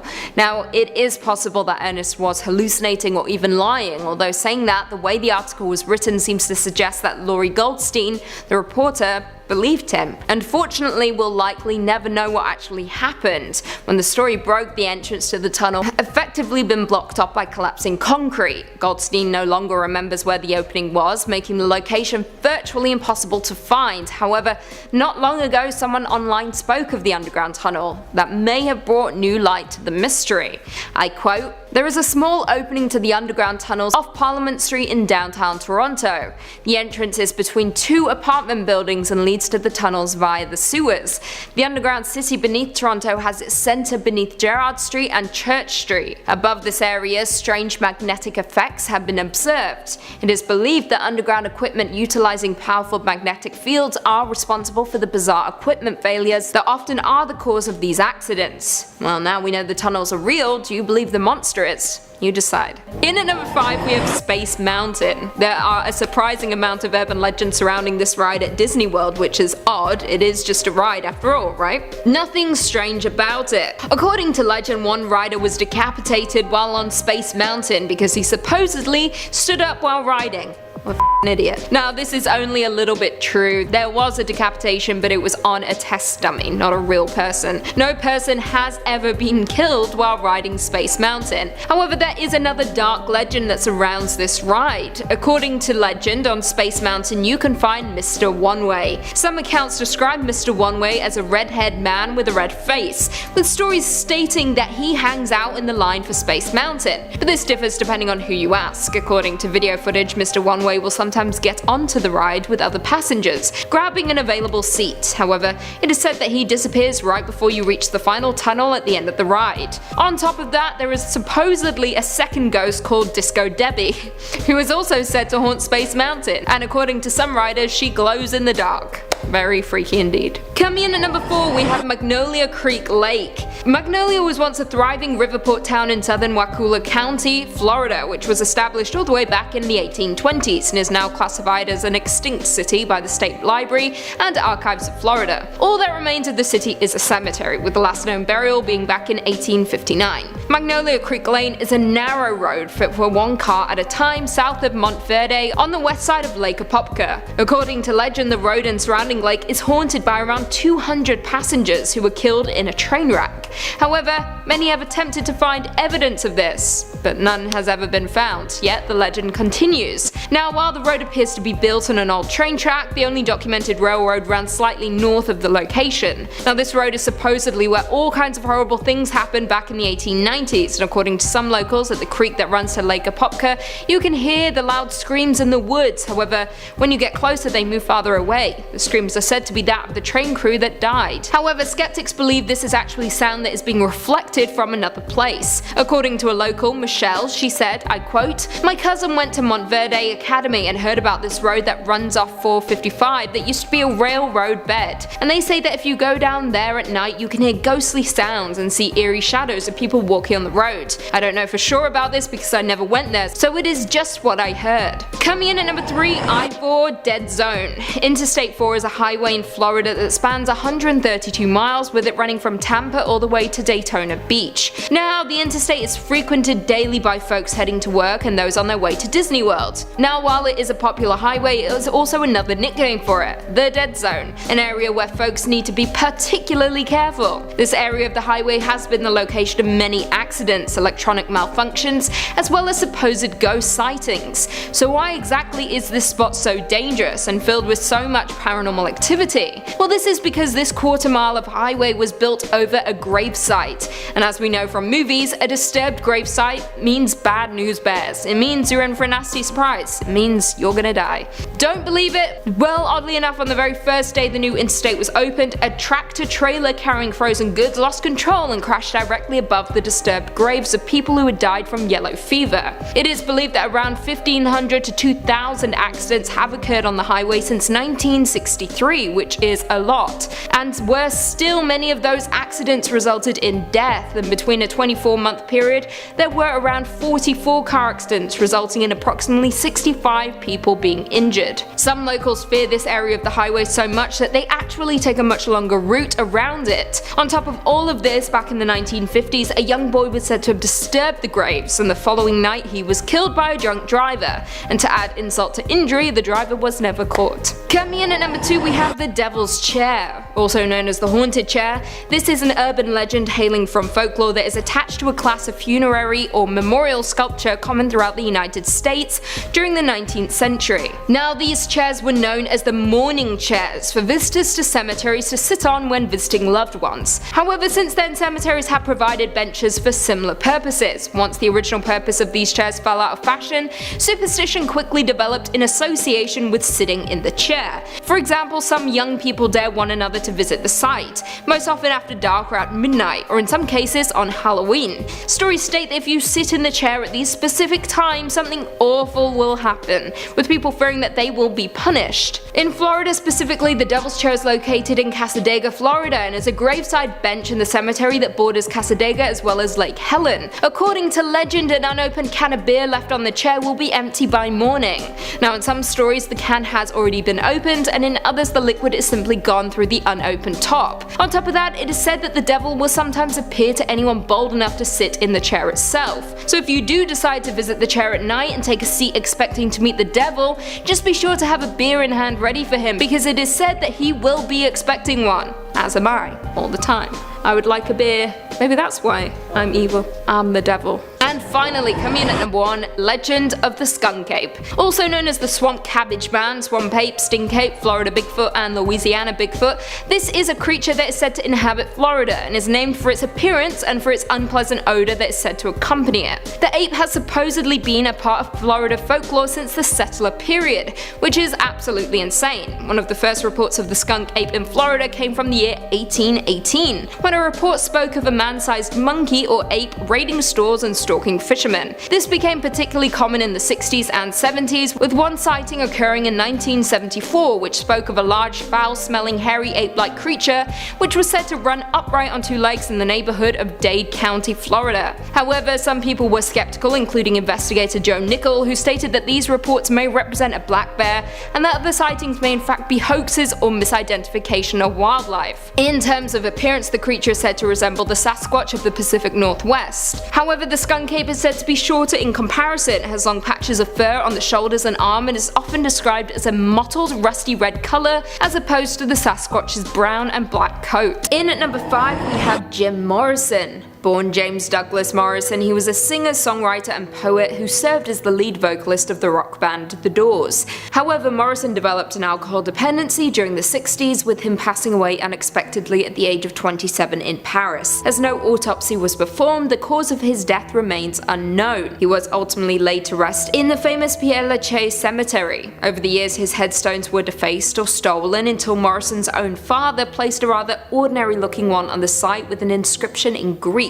which reads, "Against his own demon." However, in 1997, journalist Brett Meisner was visiting the cemetery when he had this photo taken of him, standing in front of Jim Morrison's headstone. However, in the background of the picture, standing in the doorway of a crypt, you can clearly see a semi-transparent figure, arms held wide, which resembles the late singer. Many state that the pose is very reminiscent of a famous photo taken of Morrison. What do you guys think though? Ghost or trick of the light? Whatever you think, it's been enough to drive more tourists to the cemetery cemetery to attempt to catch a glimpse of the famous singer. In at number 4 we have Sweeney Todd. Now hear me out before we begin. Yes, I know that Sweeney Todd is said to hail from Victorian London, however this legend states that maybe he didn't, and maybe he walked the streets of France. First and foremost though, Sweeney Todd is a fictional character who appeared as the villain of the Victorian petty dreadful serial The String of Pearls. The tale became a staple of Victorian melodrama and London urban legend. A barber from Fleet Street, Sweeney Todd murders his customers with a straight razor and turns their bodies over to Mrs. Lovett, his partner in crime, who bakes their flesh into meat pies. However, could it be that the original Sweeney Todd was not from London but instead hailed from medieval Paris? Legend states that Paris had its very own demon barber during the 14th century and was perhaps the first home to the cannibalistic pastries from the murderous barber. During this time, the Rue de Marmoussettes was known far and wide for its succulent French delicacies, especially for those made by a butcher next door to a barbershop on the corner. The pies and pastries were said to be so tasty that even King Charles VI was said to have been a fan. From 1384 to 1387, the butcher was said to have been in cahoots with his neighbouring barber, with it being said that the pastries were so scrumptious thanks to the young flesh of the victims of the demon barber. The partnership was said to have thrived for 3 years and would have continued if their gory deeds weren't discovered. It was said that an abandoned dog was what gave them away, who was barking outside the door of the barbers. The police conducted a search and discovered heaps of human bones and flesh in the shed underbelly of the two shops. For their crimes, the barber and the butcher were burned alive, along with their shops, in order to exorcise the area from their evil. Coming in at number 3, the catacombs. The catacombs of Paris are underground ossuaries which hold the remains of more than 6 million people in a small part of a tunnel network built to consolidate Paris' ancient stone quarries. Now, it was largely forgotten until it became a novelty place for concerts and various other private events in the early 19th century, as well as a hotspot for urban explorers. Now, as you would expect, there are a ton of legends surrounding this creepy burial site, so I'll be listing off a handful. Let's start with the ghost of Philbert Espart. During the French Revolution, Philbert was a doorman at the Val de Grace Hotel. During a mission to fetch a liqueur from a cellar, Philbert wound up in the Paris catacombs instead, walking around in the darkness alone with just a single candle. He became lost and confused. His body was not found until 11 years later when a group of cataphiles uncovered it. His body is now buried in the catacombs in the exact spot that he was found. Legend now states that on each November 3rd, Philbert's ghost haunts the labyrinth of the catacombs. However, the most disturbing story hails from the 1990s when a group of cataphiles were walking through the catacombs and discovered a video camera on the ground. To their surprise, the camera held footage on it. While watching the footage, it became apparent that the man filming was lost and had no idea how to escape the winding tunnels. The video then ends abruptly with the man dropping the camera on the ground and running off into the unknown. He was never discovered. However, it was this legend that many believe As Above, So Below, the movie, was based off of. Coming in at number 2, we have The Phantom of the Opera. We're all familiar with the 1986 musical based on the book by Gaston Leroux, with music by Andrew Lloyd Webber. Its central plot revolves around a beautiful soprano, Christine Daae, who becomes the obsession of a mysterious, disfigured musical genius living in the subterranean labyrinth beneath the Paris Opera House. But did you know this story is actually based on legend, with many Parisians being all too familiar with the story of the Phantom and the mysterious box number 5 at the Garnier Opera House. This legend began at the Music Conservatory on Rue Les Pelletiers, where it is said that a young pianist and a young ballerina fell in love. Planning to be wed, the pianist composed a piece of music to symbolize their love that was intended to be played at their wedding. However, that never happened because on October 28, 1873, a fire destroyed the conservatory and killed many, including the ballerina. The pianist survived but was forever scarred by the fires, particularly on his face. He abandoned the world and took refuge in the underground passage of the Garnier Opera House in order to escape the dreadful people who considered him a monster or a demon. He stayed there for the rest of his life, devoting himself to his music. Now, the pianist was never disturbed, but rumors quickly began to spiral, creating the legend of the Phantom of the Opera. The first rumors came from the opera house staff, such as stagehands and dancers. It is also purported that box number 5 at the Garnier Opera House is said to be haunted by the mysterious Phantom and should always be left vacant for him. And finally, coming in at number 1, we have the Notre Dame and the Devil's Door. Notre Dame is one of the most infamous places in French history, with it being a medieval Catholic cathedral that was consecrated to the Virgin Mary and is considered to be one of the finest examples of French Gothic architecture. However, popular interest in the cathedral blossomed after the publication of Victor Hugo's novel, The Hunchback of Notre Dame, back in 1831. The cathedral is holy ground, but saying that how many tourists from around the world have been ushered in by Satan himself. Some history first though, when it comes to the construction of buildings such as This one, construction always starts at the back of the building with the entrances added last. So when it came time to add the famous door to the cathedral, a man by the name of Mr. Bisconet, a young metalsmith, convinced the church to hire him. The job lasted months, with Bisconet slaving away in his workshop. However, when he finally finished, it was of course a masterpiece and blew the minds of Parisians. However, were the doors perhaps too good to be true? This all took place during the 1300s, when magic was believed and myths spread fast. So when people saw the door for the first time, they believed that Bisconet couldn't possibly have crafted it himself, and that instead he had sold his soul to the devil in exchange for the masterpiece. Stories quickly began to emerge of people claiming to have visited Bisconet during the creation, and found him unconscious on the floor with the project mysteriously completed. The rumors began to spread, with priests adding fuel to the fire by claiming that the door's locks refused to work until they were sprinkled with holy water. To top things off, not long after this, the artist died, with many speculating that in order to fulfill the contract,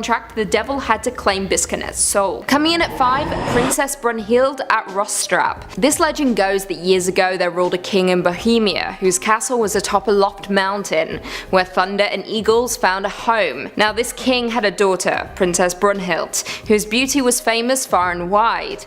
Rulers and their sons sought the hand of the maiden, and among the suitors came the son of the King of Hars, who won her heart. He returned to his father to announce his betrothal, and to make arrangement for the nuptials. However, someone had other plans. A new suitor arrived for Brunhilde's hand, a terrible giant who inhabited North Europe, terrifying all those who saw him. He brought with him costly gifts of gold, amber and precious stones, and after a few days of consideration the king promised the giant his daughter.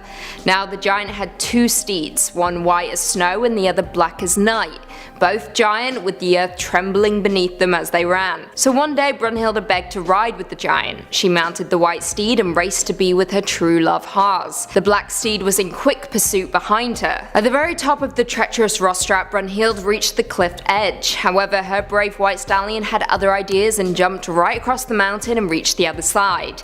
The giant, however, did not, and ultimately plunged to his death. Atop the Rostrap hill in the Hars mountain range, you will find the hoof shapes imprinted into the rock on the edge of the cliff, marking the path the great white steed took when freeing the trapped princess. Coming in at 4, the Watzmann Mountain. The Watzmann is a mountain in the Bavarian Alps and is the 3rd highest in Germany, and the highest mountain located entirely on German territory. Now, for a mountain so famous throughout the country, you can imagine there would be a handful of legends associated with it, and that there are. One legend goes that in the deepest corners of southern Bavaria, a tyrannical king named Watzmann reigned the land, and enjoyed slavery and hunting local peasants. On one particular day, after a series of bloody killings, a curse was cast upon him and his family, which resulted in them all turning to stone. Now it is said that they are still entombed within the range of 7 mountains, near the town of Berchtesgaden. Would you climb this peak to discover if the legend is true? If so, I'll be right there with you. Coming in at 3, the Changeling. A changeling is a creature found in folklore throughout Europe, specifically Germany, and is believed to be a fairy child that had been left in place of a human child stolen by the fairies. It's a common theme stemming all the way back to medieval literature and reflects concern over infants thought to be afflicted with diseases or disorders. So this specific legend goes that once upon a time, at Heslock near Odenheim, a servant and a cook of a clergyman were married and living together. However, their newborn baby would not grow or gain weight. The mother was told to visit Neuhausen and give her baby water from the Syriac spring, with many believing that a visit to the spring would either restore a child back to health or would kill it within 9 days. En route to the spring, the child became heavy and monstrous in her arms, which resulted in a passing traveller yelling to the wife that she had the devil on her back. I quote, "Your child is at home in a new cradle behind the chest in the side room. Throw this monster into the brook." The mother cried but did as she was told. She threw the creature into the brook and a great howl bellowed from beneath the bridge. She fled home where she found her baby, healthy and laughing in its brand new cradle. Coming in at 2, the Children's Crusade. According to history, the Children's Crusade was a failed crusade by European Christians to regain the Holy Land from the Muslims, said to have taken place in 1212. 1912. Now, the story has become blurred over the years from factual to more mythical, with some versions including the visions by a French boy and a German boy, an intention to peacefully convert Muslims in the Holy Land to Christianity, with bands of children marching to Italy, and some being sold into slavery. Yeah, it's rough. In this specific German legend though, the story tells of a misguided German boy who was visited by Jesus, who told him to go forth and convert Muslims. So, following the orders of Christ, he gathered a sizable group, mostly children, and led them towards the Mediterranean, where they took boats east. Now, during their journey, one boat crashed, killing everyone on board. The others, however, arrived in Tunisia, where the children were sold into slavery, and in turn, none of them made it to their destination. Sad. I would have rather been on the boat. And finally, coming in at number 1, the Werewolf of Morbach. This legend goes that the Rhineland town of Wittlich is the last place in Germany where a werewolf had been killed. Thomas Johannes Baptist Schweister, what a name that is, was a supposed deserter from Napoleon's army and fled to his homeland in France. While passing through Wittlich, him and his hungry soldiers who fled with him located a farmhouse which they pillaged. However, in the process they were discovered by a farmer who they promptly killed along with his sons. The farmer's wife witnessed the deed and cursed Thomas, screaming, "From now on at each full moon you will change into a rabid wolf." So what did Thomas do? He crushed her skull, of course. Anyway, as time went on, the curse began to take effect and Thomas's personality changed. He began to rob, rape and pillage until he eventually fled to the sanctuary of the deep forest, where he took on his wolf form. He began to slaughter livestock and animals in his new form before a group of villagers discovered him, killed him near the village of Morbach, and buried him. They lit a candle that would burn continually. As long as the candle is lit, the werewolf could never return. Coming in at 5, Drunken Thady and the Bishop's Lady. In Limerick City stands an impressive piece of stonework by the name of Thomond Bridge, which spans the dark waters of the River Shannon. The bridge was built back in 1836 by a pair of designers named James and George Payne, and according to rumours, their last name would set the tone of future happenings for years to come. The story surrounding the bridge is that of Drunken Thady and the Bishop's Lady. Thady was the local troublemonger in Sloven, and the lady was the wife of the Bishop of Limerick. However, unbeknownst to her husband, she enjoyed a life of vice when the sun went down. One night, while both women were out and about on the bridge, they crossed paths with one another and began to fight, as you do. The Bishop's Lady attempted to push Thady into the river below. However, when she attempted to beg God to forgive her wicked ways and spare her life, the push was unsuccessful. The struggle only ended when the Bishop's Lady fell into the water instead and quickly drowned. Now, there are many who say the furious spirit of the Bishop's Lady haunts the Thomond Bridge, ready to pull late night walkers into the water below. However, don't fret, because apparently the Bishop Lady's fingerprints will appear on the stone side of the bridge before she pulls you below, so you have time to run. If you see fingers, run.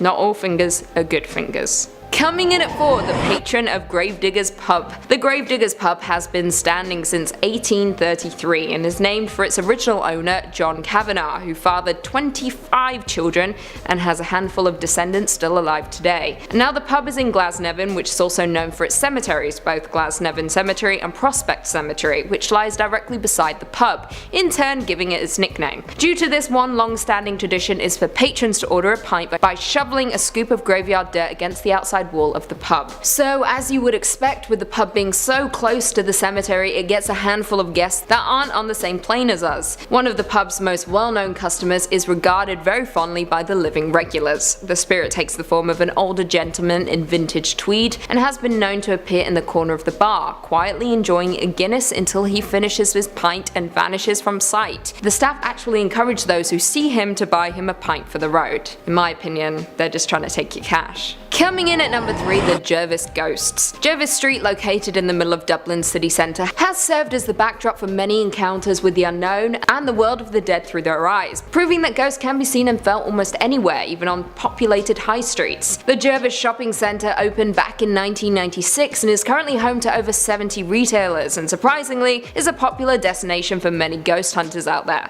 Some history for you. Not everyone may know this, but the shopping centre was actually built on the ground of Jervis Street Hospital, which which closed in the 1980s after attending the needs of the sick and dying for almost 300 years. Many of course credit the creepy goings-on in Jervis Street area to the restless spirits who died in its wards. In 2008, a newsreader from the radio station Today FM was apparently walking along the busy street outside Jervis Shopping Centre only to be stopped in their tracks by a female voice singing a lullaby close by. Creepy. The newsreader assumed they were hearing things and continued to walk with the lullaby fading out. However, it quickly became louder again as she moved further away. The moment lingered with her to the point that she mentioned it on her talk show, and within minutes the lines were flooded with callers citing similar occurrences. Many workers from the shopping centre claimed to have seen the figure of a woman in an old nurse's uniform wandering between the stores, while others told of fruit being tossed through the air by seemingly no one. One person, while approaching the centre's bathrooms, was eyed by a woman who whispered at them before vanishing into thin air, and several others mentioned having met similar spirits not far from the centre. Sure, that makes sense. Coming in at 2, the moving mother of Ballinspittle. In July 1985, something strange occurred in the village of Ballinspittle, Cork. While travelling home one evening, a local reported seeing a roadside statue of the Virgin Mary moving on its own accord. And while some summed it up to a trick of the light, countless other locals have also reported similar occurrences. People from the village as well as people from abroad flocked to the site where the activity seemed to be occurring, with up to 100,000 people said to have visited Ballinspittle alone. The Catholic Church was of course a little uncertain of the legitimacy of the case, with one bishop outright calling it an illusion. According to a team of psychologists from University Cork though, the vision was the result of staring at stationary objects during the transient light of dusk. Anthropologist Peter Mulholland also said that the visions of the Virgin Mary in Irish culture is simply the result of the population's relationship with religion. However, what the answer is anyone's guess. There's plenty out there who truly believe the Mother of God did appear all over Ireland between July and August of 1985. And finally, coming in at number 1, the Black Cat of Killachy. Back in 1968, Margaret O'Brien and her husband purchased an abandoned home on the outskirts of Dublin City. However, they could have never predicted the events that were soon to unfold. Margaret originally intended to restore the property and turn it into an art centre, so she allowed several workmen to live on site to maintain pace. Soon though, the workmen began to report back to the O'Briens with some disturbing stories. After dark each night, they would hear animal sounds from within the walls of the house, even though they couldn't find any evidence of an infestation. Margaret disregarded their concerns, however she quickly came to learn of the building's strange condition herself. One evening when arriving at the house to speak with the project's lead painter, Margaret was met with more claims of wild animals loose on the property. So this time she agreed to stay the night in order to observe. Walking to her room, she saw for the first time a gargantuan black cat sitting in the middle of the hallway. She claimed the creature was no ordinary house cat, but rather panther-esque, with evil and intelligence in its gaze. In a split second though, the creature disappeared. Soon after the incident, the lead painter was visited by the huge cat, however this time it brought along with it mist. Due to all of these events, Margaret contacted a local priest to perform an exorcism on the home, as you would, which actually seemed to be effective. So Margaret finally opened the art centre. However, peace didn't last, because one evening a group of drunken actors decided to hold a seance in an attempt to call upon the monstrous cat that they had heard so much about. They were seemingly successful because the haunting resumed more powerfully this time, with the cat now being joined by the malevolent spirits of 2 nuns who began to terrorize the building's gallery. This time Margaret called for a medium for help and finally learned the truth of the cat. The medium told her that the female spirits had been attendants of the satanic rituals performed by the infamous Hellfire Club. She went on to suggest that the house was once owned by its members. Recently in 2012, the theory finally got some bulk, with another site said to have been frequented by Hellfire members, with a painting of a black cat bathed in flames being uncovered. Coming in at 5, Arkansas, the Dog Boy. Now the name may sound ridiculous, yes, but the story is truly chilling. If you find yourself at 65 Mulberry Street in the middle of a small Arkansas town of Quintman, you may very well encounter the hulking outline of a 300-pound, half-man, half-beast with glowing animal eyes. This is the Dog Boy. If you see him, walk quickly, as he is rumoured to chase people down the street, biting at their heels, just like a dog. Now, this legend is rare, because the story behind the story may just be even creepier than the legend itself. Gerald Bettis, the only son of the Bettis family of 65 Mulberry, was reportedly a problem child, but not a cute one. No, this kid collected and tortured animals before turning his sociopathic focus to his parents, supposedly imprisoning them in their home and murdering his father. Bettis was eventually imprisoned for growing marijuana on his back porch and would later die in a state State Penitentiary in 1988 of a drug overdose. Spooky stuff. Coming in at 4, Colorado, Riverdale Road. Riverdale Road near Thornton, Colorado is crammed with horrifying legends to bring even the bravest paranormal investigator to their knees.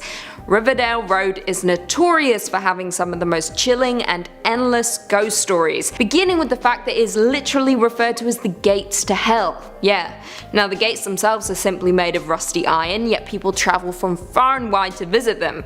This is because the man who built the gates lost his mind once they were finished. He then burned his entire mansion with his family asleep inside.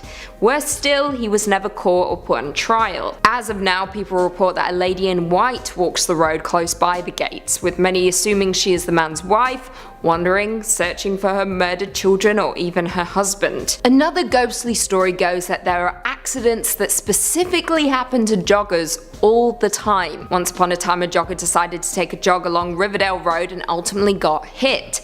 They sadly passed away, and rumor has it their spirit now haunts the road. People who walk the road are said to have heard a loud heartbeat and footsteps. If you drive by, you might also feel something hitting your car when there's literally nothing there. Now there are so many more stories, but we'll end with the Native American shapeshifters. Now what makes Riverdale Road interesting isn't just the road itself, but because the area of land that it cuts through is also rumored to be haunted. For hundreds of years there have been countless stories about Native American shapeshifters roaming the land, with many passers-by spotting them on the road. According to reports, they take on different shapes and communicate with people in their own ways. They're also known to play tricks on anyone who walks down Riverdale Road, so be warned. Coming in at 3, New Jersey, The Watcher. Now this legend could honestly be the script for a horror movie. Let me break it down for you. A family begin receiving ominous notes just days after they close on their dream home. Yeah, spooky, right? Well, this story took off back in 2015 after a young family moved into a $1 million house in Westfield, New Jersey. However, they began to get letters signed by someone only IDing themselves as the Watcher, who claimed it was their duty to watch over the house, while also spouting weird lines such as, I quote, "Do need to fill the house with the young blood I requested," and "Who has the bedrooms facing the street?" Yeah, creepy. The writer also noted the make of the couple's car and the comings and goings of construction crews. He also observed that the couple had 3 young children, stating, I quote, "Was your old house too small for the growing family, or was it greed to bring me your children?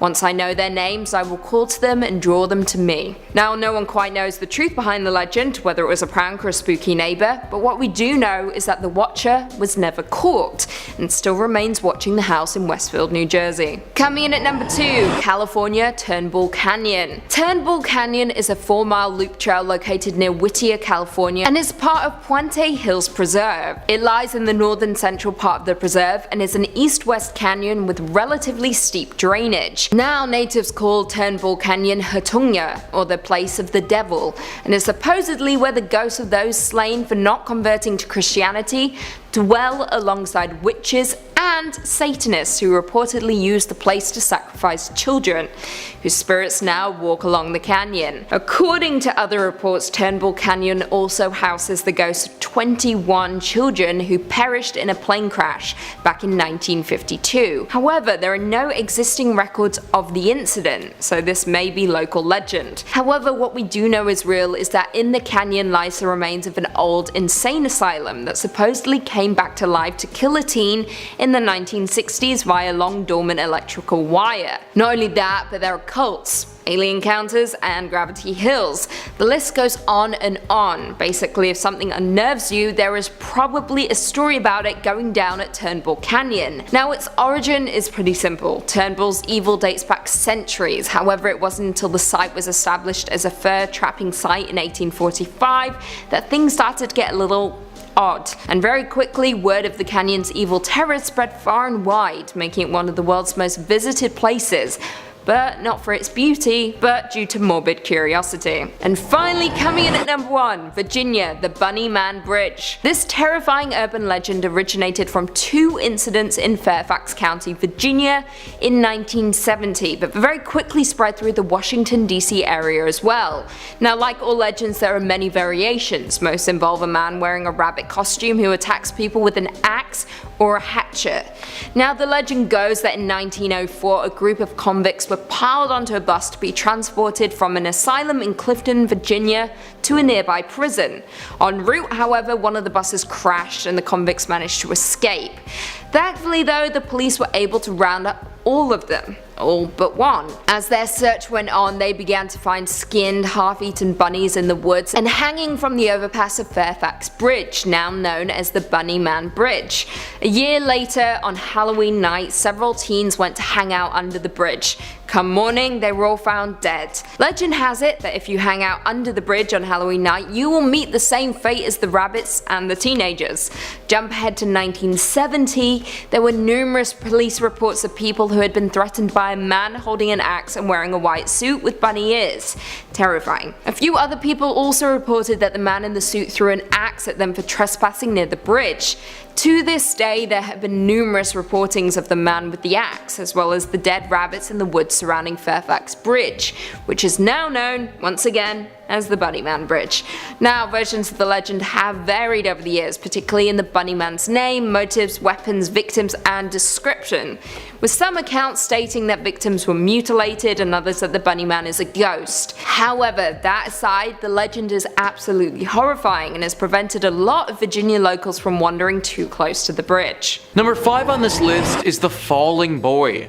This is a sad legend that's probably true. The Black Church is located in the Romanian city of Brasov and is a beautiful old Gothic church. It almost never made it to 2022 though, because several hundred years ago it had a horrible fire. The church did manage to survive and had a bunch of renovations done on it to spruce it up. It's around this period of time that people think the Falling Boy statue was erected. On one single pillar of the exterior of the church, there's a statue of a boy who looks to be falling over. Either that or he's searching for something on the ground. It's difficult to say for sure. Either way, no one has any idea why this statue is here, and 3 legends have come out explaining it. Arena Webb writes, some say that he was the son of a priest and that he was naughty. As a punishment, his father sent him in the church's attic. But then the Great Fire started and so the boy got trapped in there. The statue was built depicting him trying to escape the flames. Another legend, and a more popular one, is that the boy was helping with the construction of the church. At one point, his boss told him to check if the wall is straight. He leaned over the walls and he fell. His boss felt guilty and ordered a statue.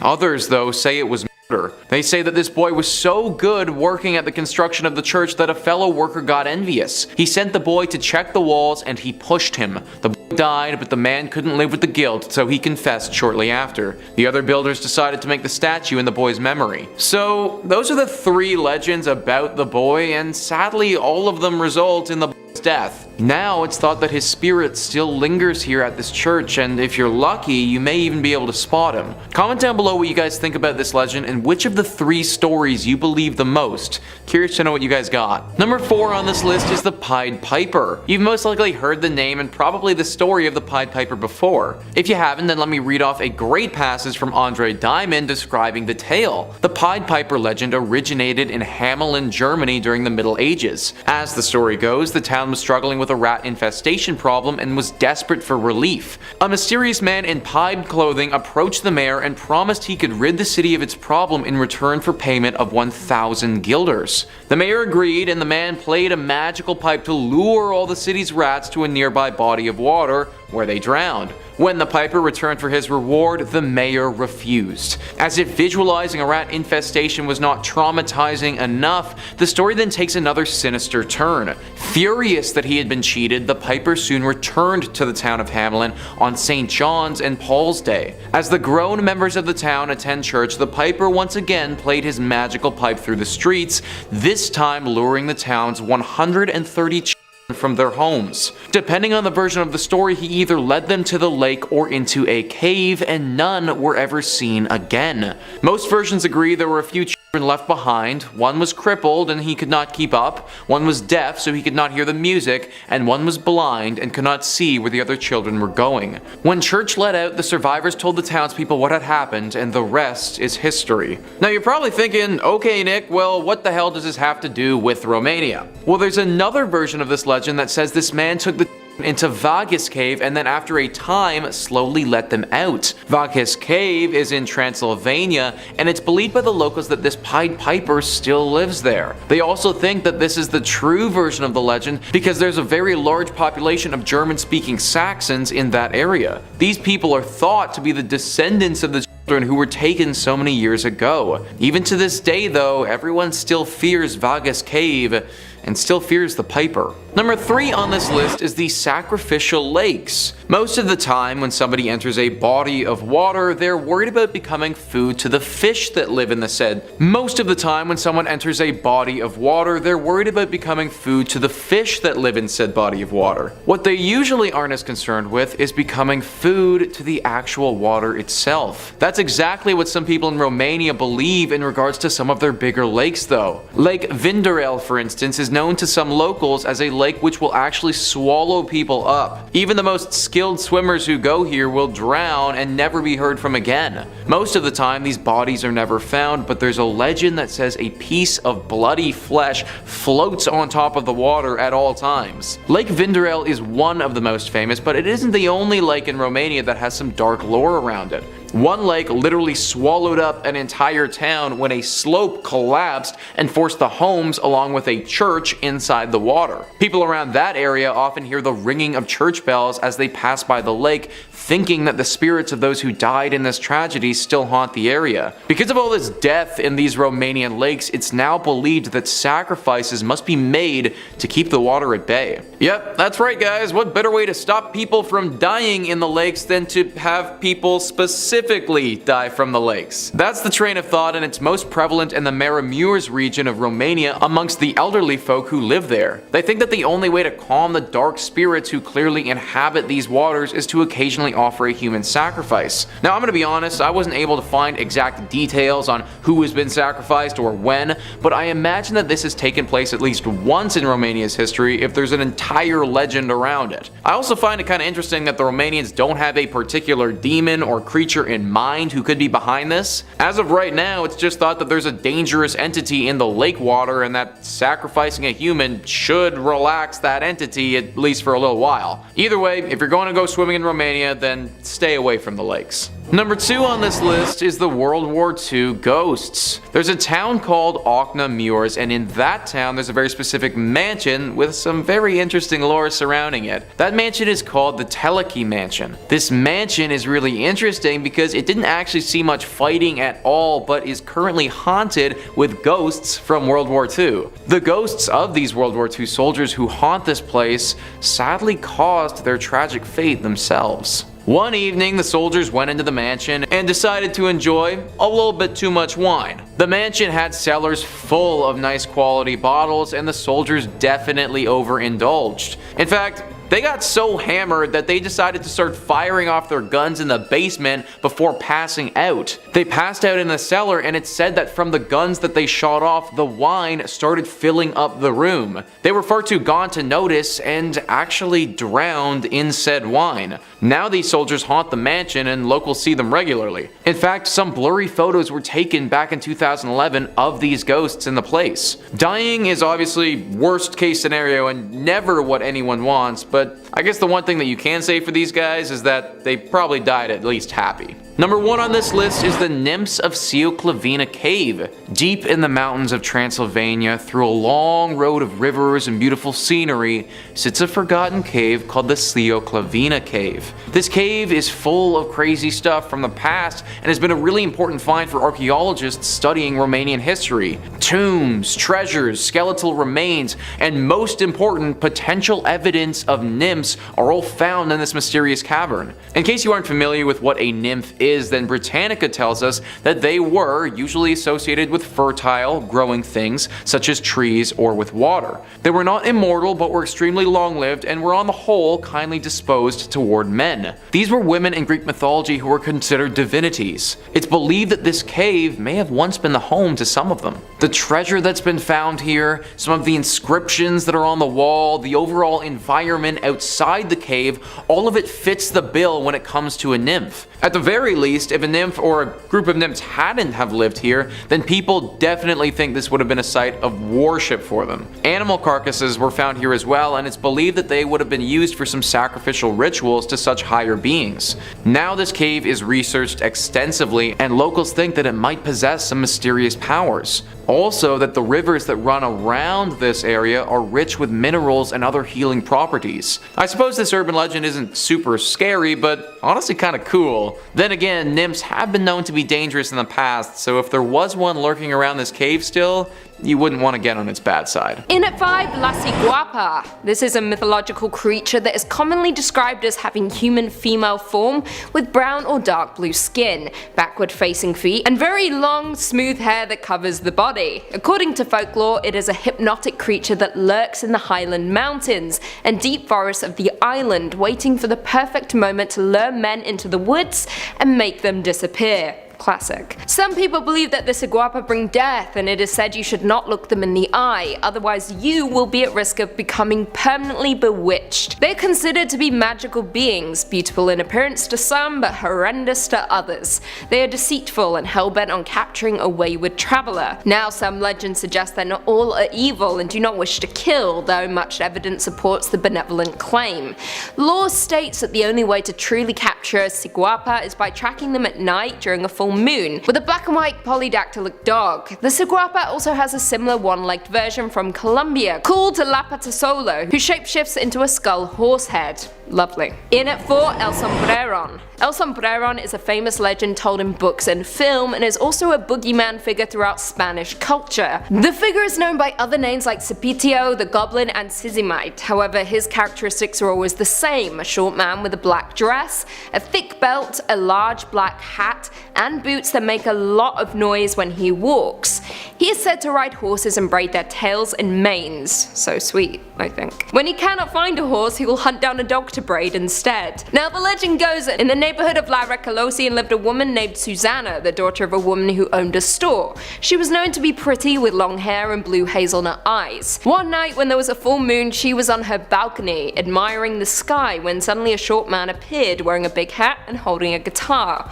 The girl's beauty had amazed him. He sang her a song, however her parents quickly made her come inside. Since that day she had not been able to sleep because she still hears the man with the guitar. She has not been able to eat because when her food is served it is contaminated with soil.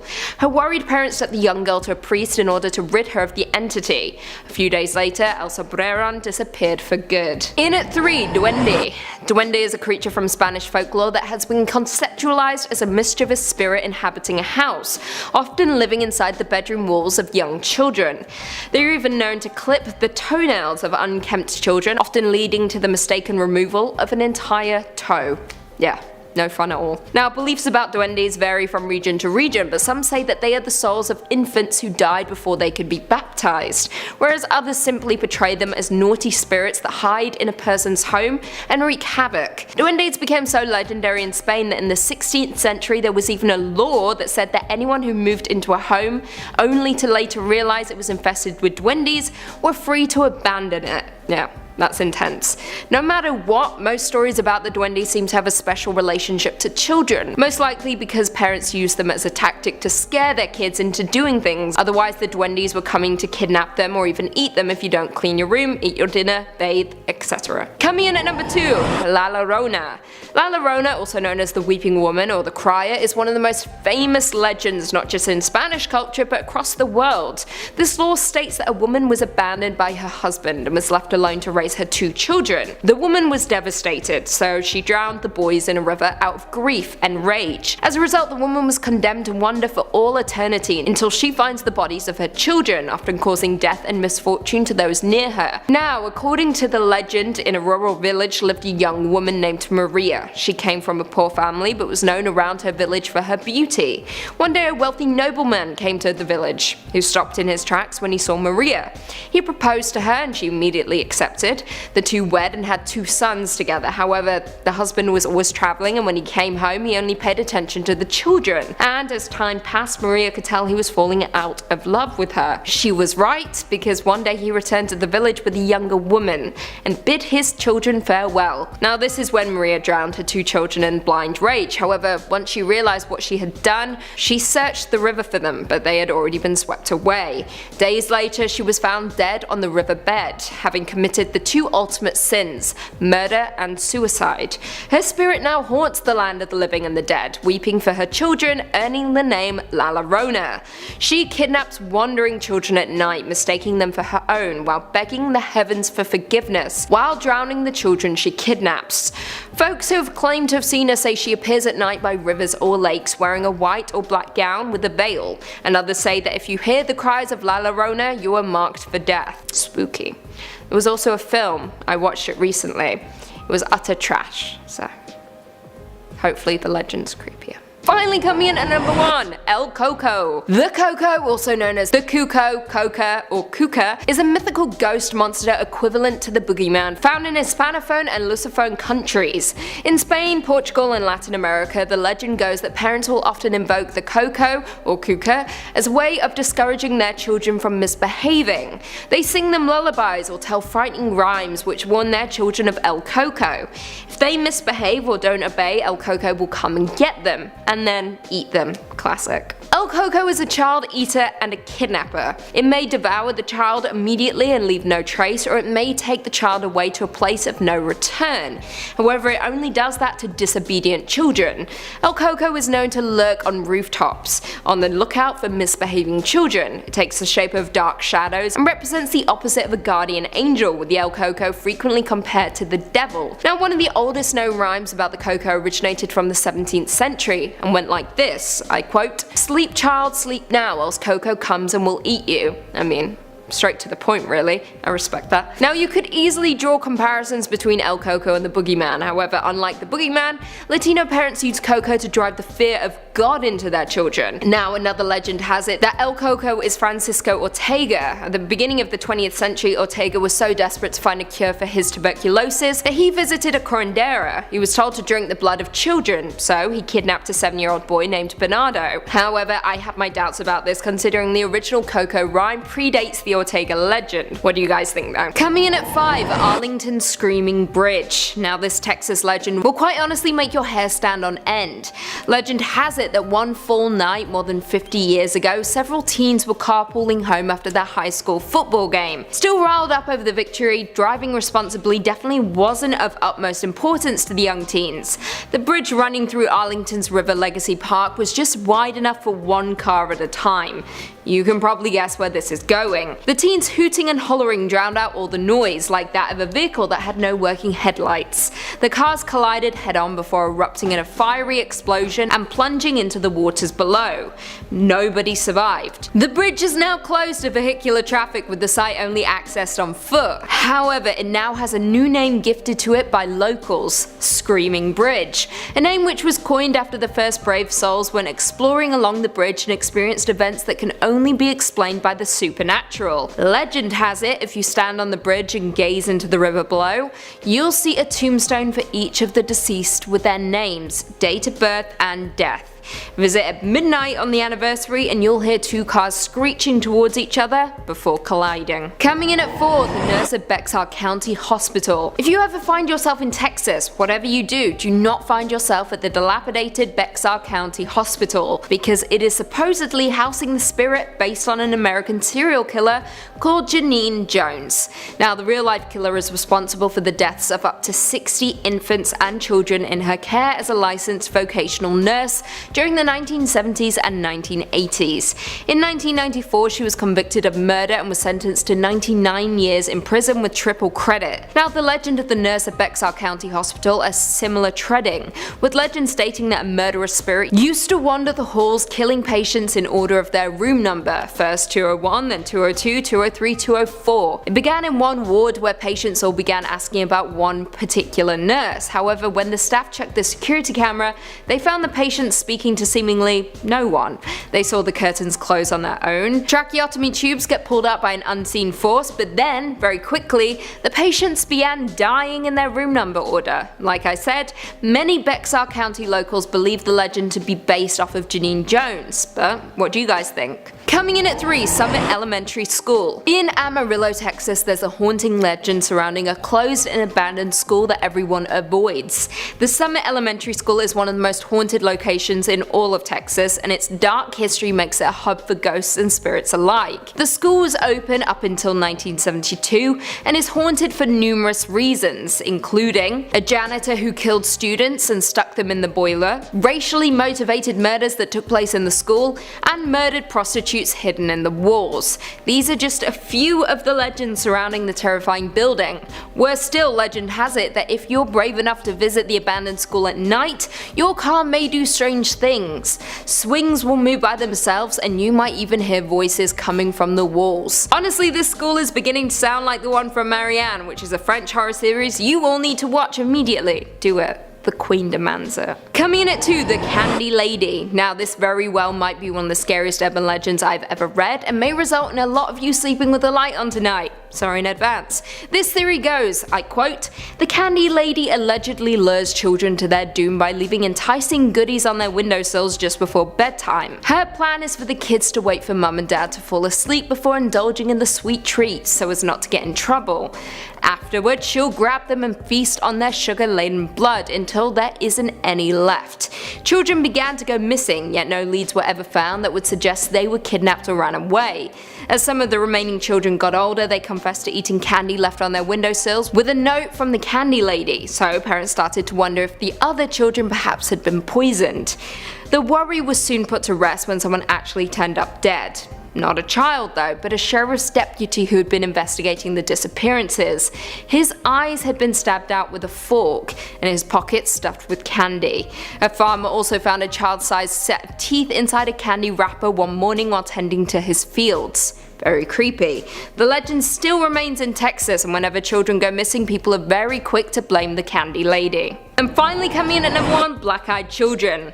Black-Eyed Children or Black-Eyed Kids are a contemporary legend of supposed paranormal creatures that resemble children between the ages of 6 and 16 with pale skin and black eyes who are reportedly seen hitchhiking or are encountered on doorsteps of residential homes. Now, children are creepy already. They say strange things and their innocence allows them to breach the barrier between the living and the dead that we jaded adults just don't possess.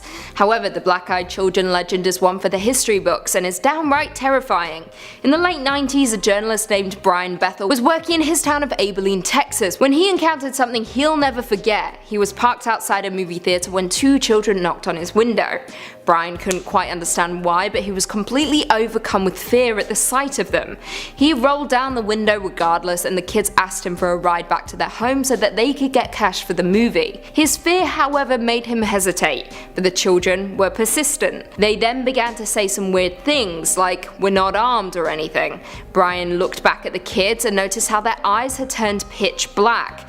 They then began screaming at him that they could only come in the car if he invited them in, so he quickly drove away. He spread the word about the Black-Eyed Children and was surprised when a lot of other people came forward reporting similar experiences. Coming in at number 5, we've got Ogopogo. Let's start with a famous one. Move over, Nessie. We've got a Canadian sea cryptid to discuss. If you've ever been been to British Columbia, you'll know that there are plenty of mountains and lakes to explore. One of the more well-known ones, both for its picturesque qualities and supposed housing of a monster, is Lake Okanagan. Situated in Kelowna, this lake is famous for its vacation-friendly beaches. But if you head out looking for a relaxing day on the water, you might meet up with a strange beast. Sightings of the Ogopogo date back to 1972, but indigenous legends have been telling tales of the creature for much longer. It's described as a long, slender creature with many humps and a horse head that peeks out of the lake during thunderstorms. Sound familiar? While not nearly as famous, Ogopogo is quite similar to Nessie when you get down to it. Both are aquatic, hard to find, and attract all sorts of cryptid hunters. All sorts of folks have claimed to see Ogopogo swimming around, popping its head out of the water from time to time. Photos and videos are common, but none are really verifiable or convincing. Thankfully, the creature seems to be relatively friendly. For all these sightings and rumors, there haven't been too many claims of violence or aggression from the lake-dwelling beast. In fact, it's actually quite well liked by everyone. In the 90s, the Canadian government commissioned a postage stamp in honor of Ogopogo.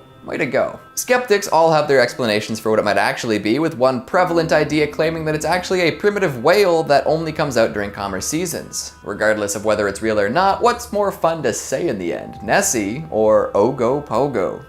I'll let you guys decide. Coming in at number 4, we've got the University of Toronto Phantom Worker. If a film is being shot in Toronto, you're more than likely going to catch a glimpse of U of T's campus. The school's buildings are ornate and beautiful, perfect for giving a scholarly feel to any scene. A lot of the buildings have facades that date back to the early 19th century, giving them a timeless feel. Of course, with any buildings that have been around so long, there will be ghost stories. Back in the 1920s, U of T built a Gothic memorial to honor students who had died during the First World War. During construction of this elaborate memorial, many workers were hired to help out. Legend says that one of the workers fell from the tower while polishing the bells, a true Hunchback of Notre Dame moment. Ever since that fateful incident, students and faculty alike have claimed to see the ghost of the worker wandering around campus. Some even claim that there have been ghostly apparitions falling from the tower. Folks who don't know the legend will run to see if the poor fellow is okay, but never find a body. So much for being a good Samaritan. There are many other ghost stories surrounding the university as well, but none so stomach-dropping. Stonemasons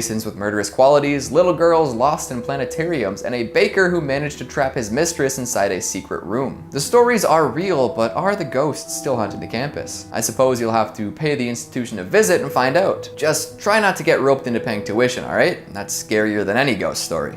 Coming in at number 3, we've got the Nennerlook. We've talked about urban legends from the far west coast and the most populous city, so now let's take a trip out east. Known for its quaint, peaceful charm, Newfoundland is the last place you'd expect to find terrifying urban legends, right? I mean, you can get screeched in and end up with a scary hangover and only a faint memory of your previous night, but that's something else entirely. The monster seen near Newfoundland dwells in the sea, but does so unconventionally. How do you think sea monsters usually get around? By swimming, right? Well, this thing acts a little differently than most. First sighted by Sir Humphrey Gilbert back in the 16th century, it was described as a lion-like creature. This fits the description of an Inuit cryptid known as the Nennerlook. Legends of such a creature have been passed down through generations of people, but it was considered just a legend to outsiders until Sir Humphrey Gilbert came across it himself. The Nennerlook is a gigantic beast estimated to be as tall as an iceberg. It's got white fur, huge ears, and loves to eat anything that gets close enough. Seals are the classic meal, but it won't turn down a human if they get close. Now, back to that bit about movement. The Nennerlook doesn't swim, it walks along the bottom of the ocean. Yep, not the most efficient way to get around, but it gets the job done. Imagine watching a gigantic beast just walk out of the sea towards you. This is also the reason why people say that it's not really ever seen away from shore. It makes sense considering how deep the ocean is. But if you ever spot a little antenna poking out of the water, it's time to get a move on. And if you ever hear a deafening roar, it's probably too late. Coming in at number 2, we've got the Cabbagetown Tunnel Monster. We'll return to Toronto for a moment, you know, because of the urban qualities of these legends. Get it?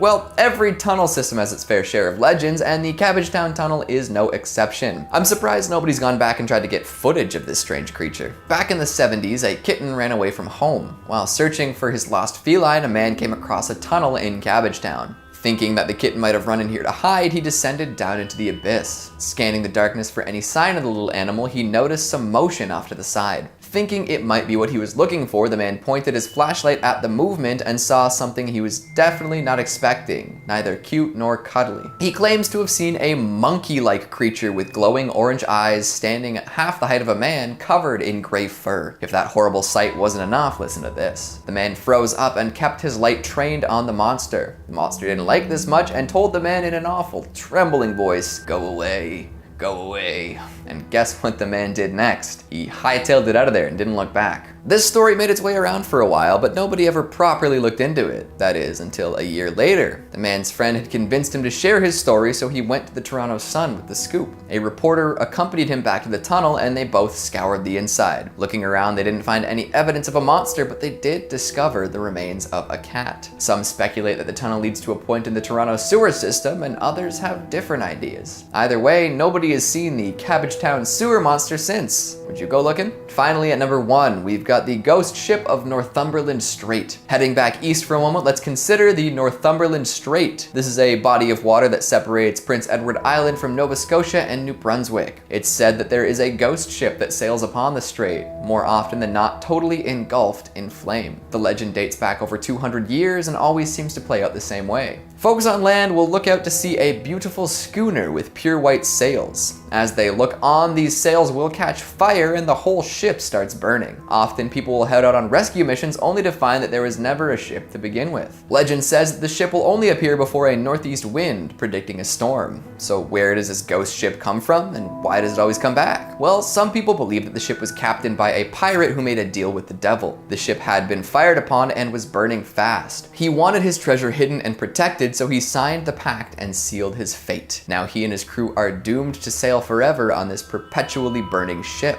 Yikes.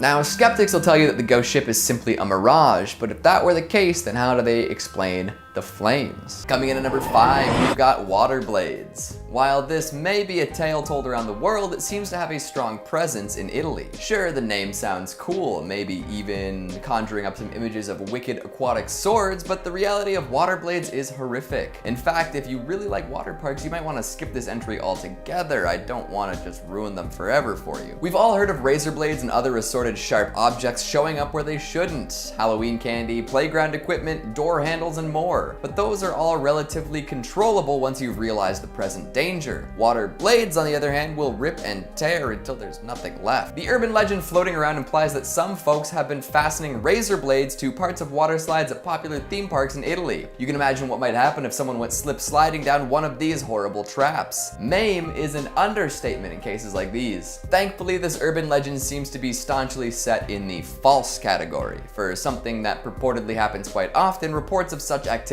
are very rare. The actual affliction of rapidly descending individuals doesn't seem to happen. Still, the legend must be very effective, especially because it seems to get told so often. I suppose the lesson to be learned from this one is be careful using public facilities. Good advice, especially in these days and times. Coming in at number 4, we've got Pier Zanfretta's alien encounters.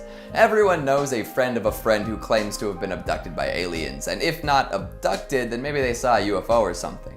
But this Italian security guard has a claim to fame so out there it might as well be in outer space. He says that he was abducted by aliens 5 times over the course of 3 years. All abductions happened in Genoa, all apparently while he was still working the night shift. Skeptics, as skeptics do, dismiss these claims, but apparently he's given details of each abduction while under the influence of truth serum. Pretty astronomical, don't you think? The very first abduction occurred late one night. Zanfretta was patrolling and saw what appeared to be 4 lights. After seeing this, the engine, lights, and radio went out in his patrol car. Thinking, as most security guards should, that there might be thieves about, he ran over to investigate. He did not discover a group of miscreants though. No, he found himself face to face with some extraterrestrial life. A UFO was floating above and he was abducted by these outer space dwelling individuals. While approaching the so-called scene of the crime, Zanfretta was grabbed from behind. When he turned around, he saw a creature he could only describe as an enormous, green, ugly, and frightful creature with undulating skin, as though he were very fat or dressed in a loose gray tunic, no less than 10 feet tall. This, of course, was only the beginning of Zanfretta's galactic incidents. He's run into interplanetary assailants again and again, sometimes even when he had backup. Following some encounters, special investigators were called in. They discovered distinct markings on the ground that didn't seem of human origin, but nobody but Zenfreda has laid eyes on the creatures themselves. His claims have intensified the belief of an alien presence near Genoa and has made a bit of a celebrity out of the now elderly security guard. His last abduction took place in 1980 while he was under close observation. These days he claims that the aliens contact him directly, communicating with questionable motivation. So if you're at all interested in close encounters with the third kind, Genoa might be the place to be. Coming in at number 3, we've got the Mazzarol. Speaking of non-human entities, let's take a quick trip to the mountains. The Italian Dolomites, to be specific. No relation to the comedian turned movie star recently played by Eddie Murphy. This mountain range sits stoutly in northeastern Italy and is full of legends and secrets. Plenty of cryptids and creatures are said to roam these mysterious mountains, from fairies to wizards and witches to mythical royalty. But the creature that piques my interest the most is the Mazzarol. In the valleys of Belluno province, this myth is still well known and widespread. This tiny, playful creature resembles a gnome, so make sure you tag your friends and let them know they've been known. Whew.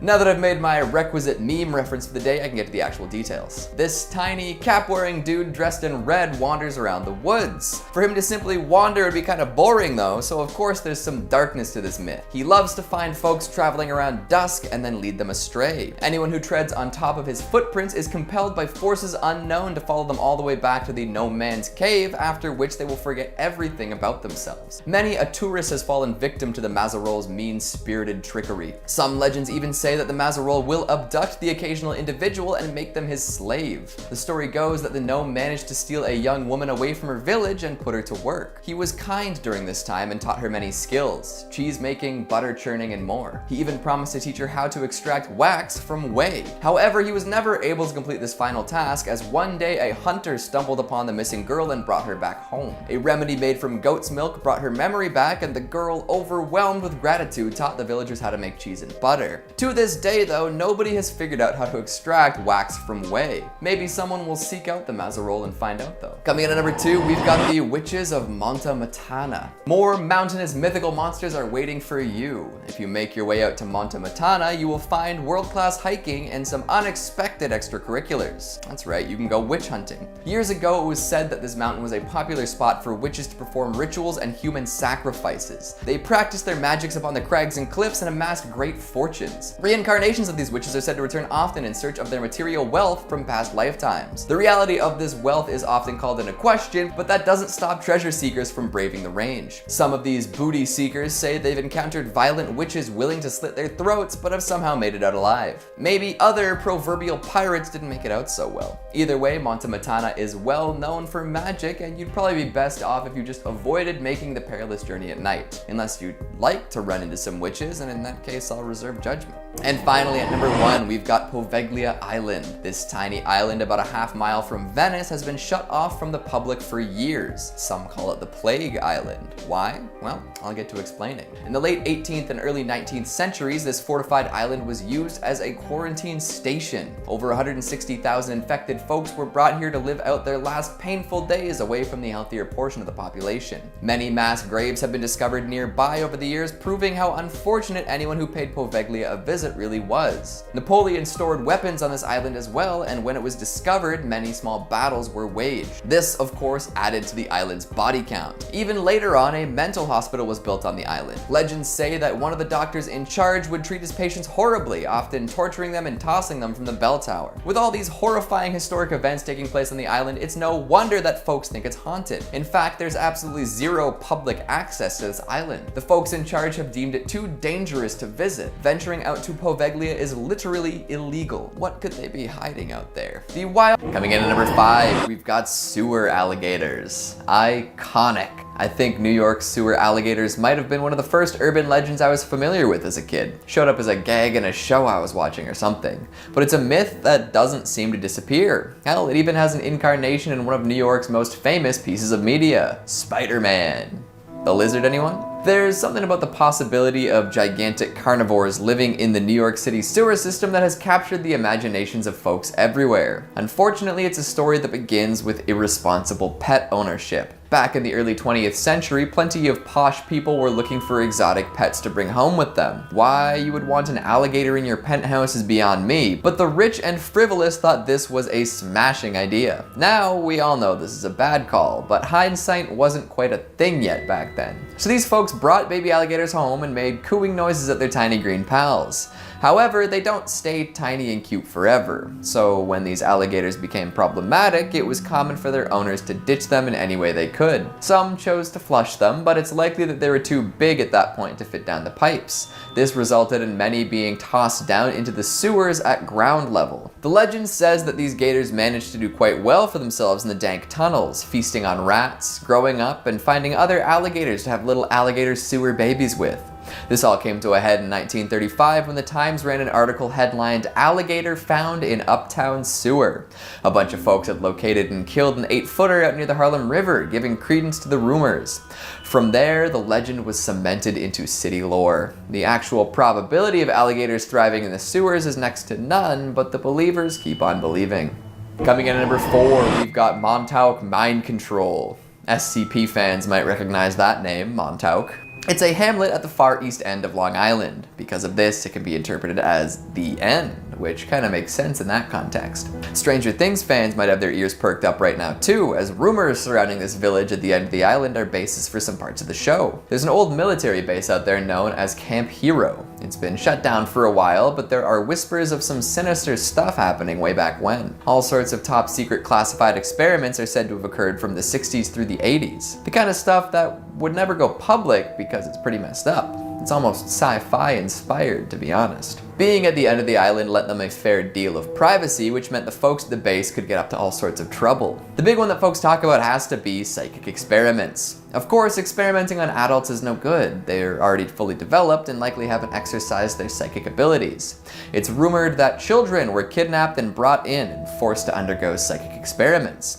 They were put through all sorts of extreme tests and trials to see if they could unlock their hidden potential. Was it to create a new type of human weapon? Could it have been for the sake of espionage? Did anything really come of it? It really does smack of Stranger Things, doesn't it? An electrical engineer that claims to have worked at the site says they had alien technology there, which allowed them to turn kids into psychic warriors, which is a lot to claim, especially as it opens up the possibility of alien contact. These days, you can visit Camp Hero yourself whenever you want, as it's been converted into a state park. So maybe go and see if you can sense anything, or maybe even find some alien relics. Coming in at number 3, we've got the Empire State Bermuda Triangle. You're all familiar with the actual Bermuda Triangle, right? You know, the mystical portion of ocean between Miami, San Juan, and Bermuda that supposedly disappears ships, planes, and anything else that passes through? Well, apparently there's a spot like that in New York, sort of. If you ask around long enough, you might hear the tale of the Midtown Bermuda Triangle. In 2008, folks started noticing something odd. All sorts of cars would die for seemingly no reason and refuse to start back up again. It happened so often that people started looking for reasons why. Someone made the observation that all of these shutdowns seemed to be happening within 5 blocks of the Empire State Building. Mechanics got used to driving out, towing the dead cars a few blocks, and having them work perfectly once again. There are all sorts of theories as to why this happens, but the prevailing idea is that radio signals coming from the Empire State Building's broadcast tower were causing some sort of interference. Maybe they were inadvertently screwing with car alarm systems, stopping them from starting. However, this problem seems to have solved itself without anyone really addressing what was going on. So, was there a mysterious dead zone around the Empire State Building, or were folks just reading too far into their car troubles? Coming in at number 2, we've got mole people. We started with some underground reptiles, now let's get to some mammals. Humanoid mammals. Deep below the city, among the many subway tunnels and sewer systems, lives a city of people not accustomed to sunlight. Mole people. Well, probably not actual mole people, it's just a nickname they all got for living underground. In all likelihood, there are plenty of people living under New York. There are over 700 miles of subway tracks, plenty of which are closed off. So there's lots of space to set up a subterranean life. Rumors of these people living below the surface date back to the 1800s when the subway was first being built. The city had done its best to prevent people from settling in under there, but that's much easier said than done. Often subway construction gets delayed when workers come face to face with some of the tunnel dwellers. If someone was trying to run a train through your house, you'd be unwilling to move too. too. And finally, at number 1, we've got Cropsey. Oh, now this one is spooky. A legend among Staten Island youth, Cropsey is a figure shrouded in mystery. Some say that he was a respected member of the community that went mad after his son died. Others claim that he was admitted into a mental institution, became a janitor, and then started to kill. The origin story changes from person to person, but his actions do not. Cropsey kidnaps and kills children. He's the Staten Island boogeyman. Summer camps and island tours galore love to scare the daylights out of folks by telling them the tale of the killer on the loose. There's even a slasher movie from the 80s that features a Cropsey character. It's called The Burning. But get this, the legend might actually be true. Sure, he's not around anymore, but it turns out there really was a mad janitor who kidnapped and killed children. Andre Rand worked at Willowbrook, a now defunct mental institution on the island. In 1987, Rand was convicted of kidnapping and murder and racked up more charges later on. Did he inspire the legend, or was he inspired by it? We may never know. Rand is currently serving 2 sentences of 25 to life, but it's doubtful he's getting out. There's a fascinating and freaky documentary about the story of Cropsey that came out in 2009 that investigates the events surrounding the legend. Right on. The concrete jungle seems a little more cursed than before, doesn't it? Rent prices aren't the only scary thing out there. Number 5, Al Worden. American test pilot, engineer, and NASA astronaut Alfred Merrill Worden was the module pilot for the Apollo 15 lunar mission in 1971. One of the 24 people who have flown to the moon. Woohoo! He's got a couple of firsts, though. He orbited it 74 times in the command module. He was the first to drive a moon car. After Apollo 15 reached lunar orbit and his crewmates departed, and Worden spent 3 days alone in his module. That's terrifying. Traveling the furthest out from any other human. After he returned, the crew and him became involved in a NASA controversy, however. Not over leaked alien info, but over postage stamps they had taken to the moon. Yeah, big no-no, apparently. They were reprimanded by NASA and did not fly in space again. Worden remained at NASA until 1975, then entered a private sector. And then it gets weird. On a British television morning show, Al Worden started talking about some interesting stuff. They asked him, "Why should we keep going back to the moon?" He paused and replied, "Survival. Survival of our species." Worden also rejected the notion that humans could colonize planets within our solar system, calling them unsustainable. Then he claims he knows where to find habitable planets. When pressed on aliens if he believes them or not, he said, "Yes. You know, I've been asked that question hundreds of times. Yeah, we are the aliens though. We just think there's somebody else. But we were the ones who came from somewhere else because somebody else had to survive. They got in their little spaceship and they came here and they landed and they started civilization here. And if you don't believe me, go get books on the ancient Sumerians and see what they have to say about it. They'll tell you right up front." End quote. Okay, when you hear an astronaut say that, kinda jarring. Number 4, Roswell. As always, if you dig what we do here on Top 5 Scary, make sure you hit that like button. Birth of the UAP phenomenon. 1945, the US's first nuclear explosion. 1946, first underwater nuclear explosion. 1947, the first crash flying saucer. Coincidence? I think not. Especially since they've been known to hover around nuclear bases. Probably for the better. Humans are kind of the worst. Local rancher Mac Brazel finds the wreckage on his property in Lincoln County, New Mexico. Sheriff Wilcox shows RAAF's commanding officer Colonel Blanchard the materials, and during the night, the Air Force combs the entirety of the property, apparently harboring 2 small injured alien bodies. Taking them, of course, to Kirtland Air Force Base, New Mexico that night. And the very next morning, the Roswell Air Force makes a statement claiming they have recovered a crashed flying disc in local newspapers. Boom! History, baby! Photographs of Jesse Marcel, the head intelligence officer who investigated and recovered some of the debris. The very next day, the Army retracts their statement and all of a sudden, a high-altitude weather balloon. Can you believe that, huh? AKA the birth of a conspiracy theory. Nuclear fission explosions, weather balloons. Something's not adding up here. Number 3, Edgar Mitchell. Edgar Dean Mitchell was a U.S. Navy officer, aviator, test pilot, engineer, NASA astronaut, and of course, a ufologist. Ufology is the pseudo term for somebody who studies the UFO phenomenon. I don't think there's a degree you can get that in. If so, I'm signing up. What school? Sorry? He was the lunar module pilot of the Apollo 14 in 1971 and spent 9 hours working on the lunar surface. He was the 6th person to walk on the moon. Yeah, he was walking while Worden was up there drifting in the currents of space. Mitchell publicly expressed his opinions and that he was sure that there were thousands of UFOs recorded since the early 1940s belonging to other planets. Thousands. Dateline NBC conducted an interview with Mitchell in 1996. He talked about meeting with officials from 3 different countries who claimed that they had met extraterrestrials in person.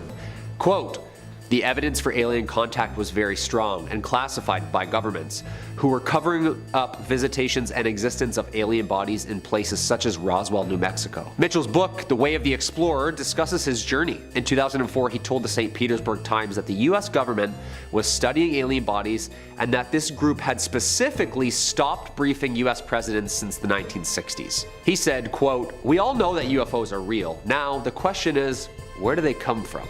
In 2008, Mitchell then was interviewed and claimed that Roswell crash was in fact the aliens that had contacted humans several times, but that the government had hidden the truth for more than 60 years. Scary stuff, scary stuff. He sadly passed in 2016. If we just reread the credentials alone, just one more time.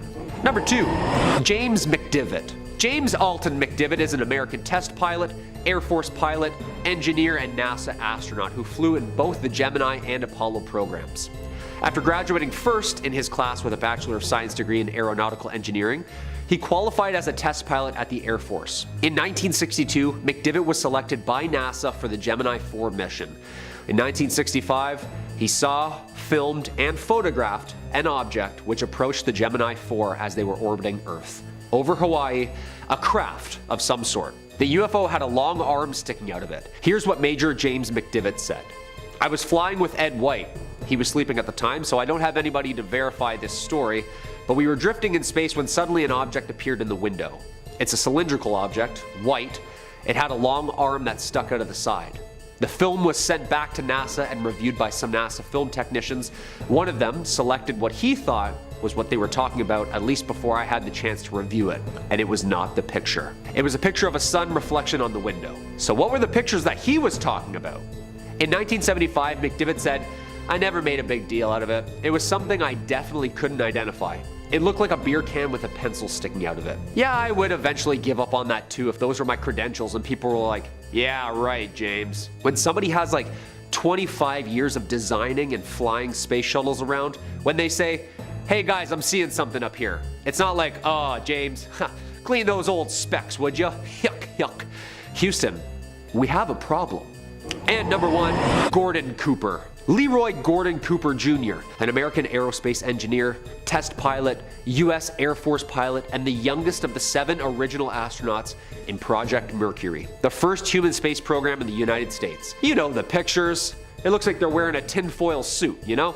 Old school, old school. After service as a fighter pilot in World War II, he qualified as a test pilot in 1956 and then was selected as an astronaut in 1959. In 1963, Cooper piloted the longest and last Mercury spaceflight, Mercury Atlas 9. 34 hours in space. The first American to spend an entire day in space, the first person to sleep in space, and the last American launched on a solo orbit mission. In Cooper's autobiography, Leap of Faith, co-authored by Bruce Henderson, he recounted his experiences with the Air Force and NASA and an alleged UFO conspiracy. Cooper claimed to have seen his first UFO while flying over Germany, then saw them land in a dry lake bed. Cooper claimed up until his death that the US was indeed covering up UFOs. He said that there were hundreds of reports made by his fellow pilots, many coming from the military pilots on radar. In his memoirs, Cooper wrote that he had seen unexplained aircrafts tons in his career, and that in 1978 he actually testified before the United Nations on the topic. He sadly passed in 2004. He was such a strong advocate for disclosure, and all of these astronauts are remembered as putting their neck and name out on the line for some truth. Number 5, hypnotic regression. Many people who claim to have been abducted by aliens are unable to remember a lot of the specific details of their abductions. Because of this and the public stigma against people with alien experiences, many people choose to never come forward, or their stories are written off as delusion. But in the spirit of giving people the benefit of the doubt, let's talk about a certain woman's experience with hypnotic regression. A woman who claims she was abducted by aliens was put under hypnosis in order to give a documentary crew information about the visitors from other worlds. When asked how aliens are able to travel at such incredible speeds, she responded with the following: "I can't explain it, but it's like if they want to get from one point to another point, they remove what's in between, so they don't have to travel that distance. They are instantly from there to there."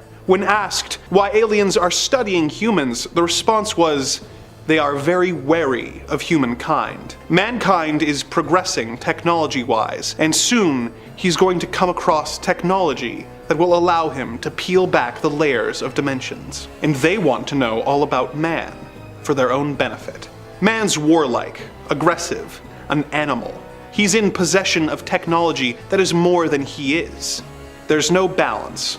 And they're very wary that he's now on the threshold of many breakthroughs, one of which is peeling back dimensions. It's like an onion skin. You peel back one layer, and there's another one underneath, and another one underneath, and another one underneath. The same with dimensions. They're scared. Do aliens really study humanity out of a fear of what we will do once we discover interdimensional travel? And if so, how do they feel about all the UFOs we have apparently shot down? What do species historically do with groups that they are afraid of? What fate awaits the human race at the hands of these interplanetary visitors? Number 4. Sam the Sandown Clown. Our next story comes from the January-February edition of the British UFO Research Association Journal and concerns an anonymous man going by the alias of Mr. Y, who claims that one October night in the year 1970, he was driving to visit a friend when he saw something hovering over the swamp to his right. It was a huge UFO with several different multicolored orb-like lights brightly illuminating the craft. He got out of his vehicle to observe the craft for a moment and then continued on his way. He looked out his window and realized that the craft was now following him, its lights spinning. Mr. Y got to his friend's house, and the friend was amazed at the guests that had followed him there, before disappearing into a nearby tree line. For years, Mr. Y would see the red orbs following him from time to time, watching him and stalking him. Doubting that anyone would believe him, he kept these encounters to himself until 1973, when his 7-year-old daughter Faye and her friend were playing near Lake Common Road when they heard an eerie wailing sound. They followed the sound to a nearby meadow, and the wailing stopped. They walked over a small bridge when suddenly a blue-gloved hand with 3 fingers appeared from under the bridge. They looked in the small river and saw a strange figure standing in the middle holding a book. He was described as being 7 feet tall and without a neck. He was wearing an odd and tattered costume consisting of a green tunic with a red collar, white pants, and a pointed hat with a black ball on top and 2 antennae. He had a pale white face, lips that never moved, red hair, and triangle holes for eyes. The children watched in shock as the figure hobbled over to a strange metal hut. Not long after, they saw the figure again as he wailed, and then spoke into a microphone asking if they were still there. He then communicated by writing in his book, saying that his name was Sam. They asked if he was a man, and he said no. They asked if he was a ghost, and he said, "Well, not really. But, in a way, I am." He said that there were others like him, and that he was afraid of being attacked by humans. He invited them into his metal hut, which was filled with wooden furniture and elaborate knobs. The children hung out with Sam for an hour before leaving, and a year later, she told her father about the encounter, telling him that there had been men nearby fixing a post who had acted as though they could not see the strange creature. He had trouble believing her, but he had had enough experiences with aliens of his own that he had to consider the possibility that it was real. Did Mr. Y's daughter really see a strange alien in the woods, or is this just the overactive imagination of a child? In an age where spacecraft are being seen all over the world at an alarming rate, we really can't rule anything out. And what of the UFO stalking Mr. Y? What were they hoping to see? And why was he selected to be the subject of their curiosity? This mystery will likely never be fully unraveled. Number 3. Aliens take a baby. Our next entry comes courtesy of phantomsandmonsters.com and describes a 14-year-old visiting the home of some seniors and seeing something more terrifying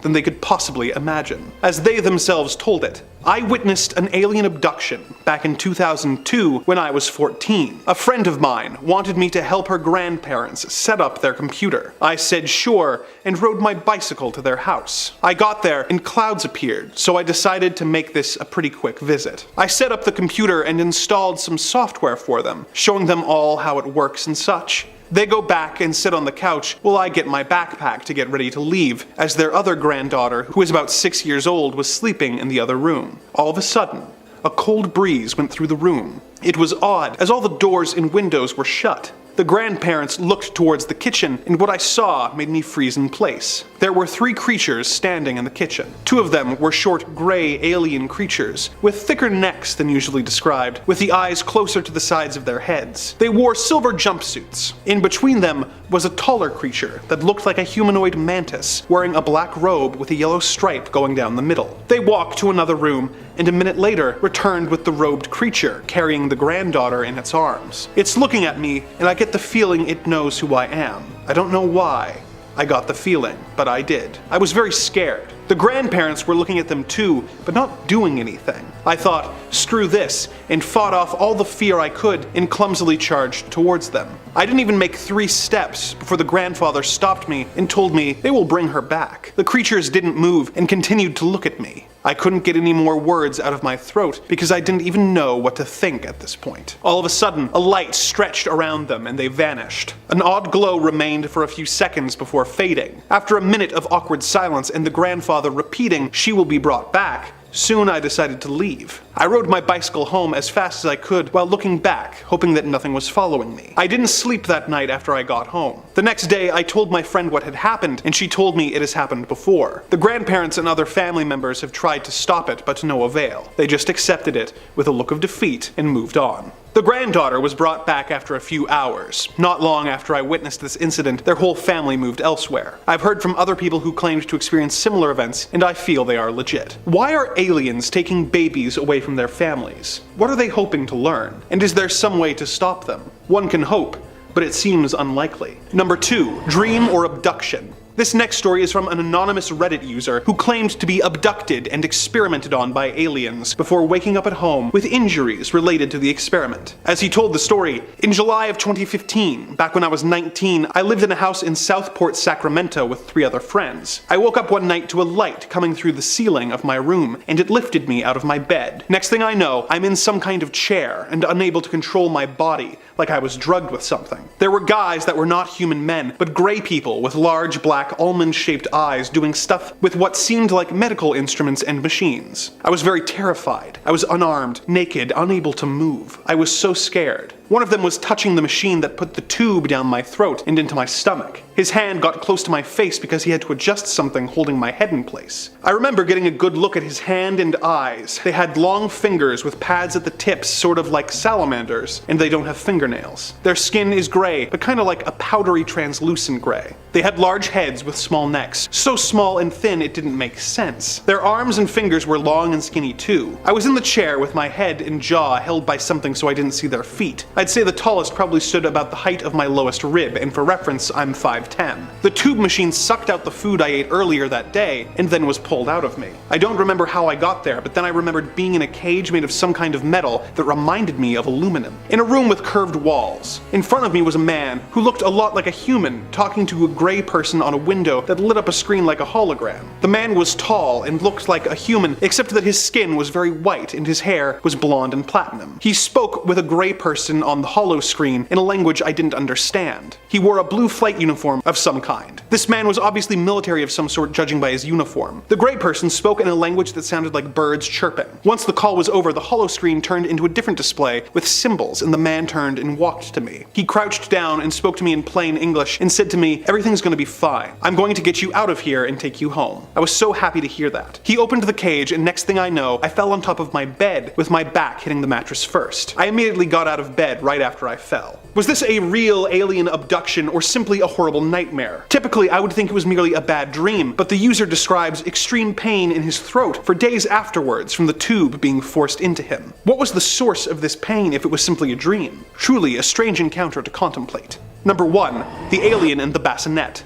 Our final story is another from phantomsandmonsters.com about a woman who was asleep in bed next to her baby's bassinet before waking up and seeing something that would make any mother panic. The following is an excerpt from her account. I turned over on my side, facing the bassinet, and noticed a bright light coming in between the window blinds. I thought out loud, is it morning already? The light was coming in between the blinds and it was so bright, but the rest of the room was dark. There was also a bright light on the wall next to the window, and I looked up to see where the light was coming from. To my horror, just above the bassinet was an alien's gray face.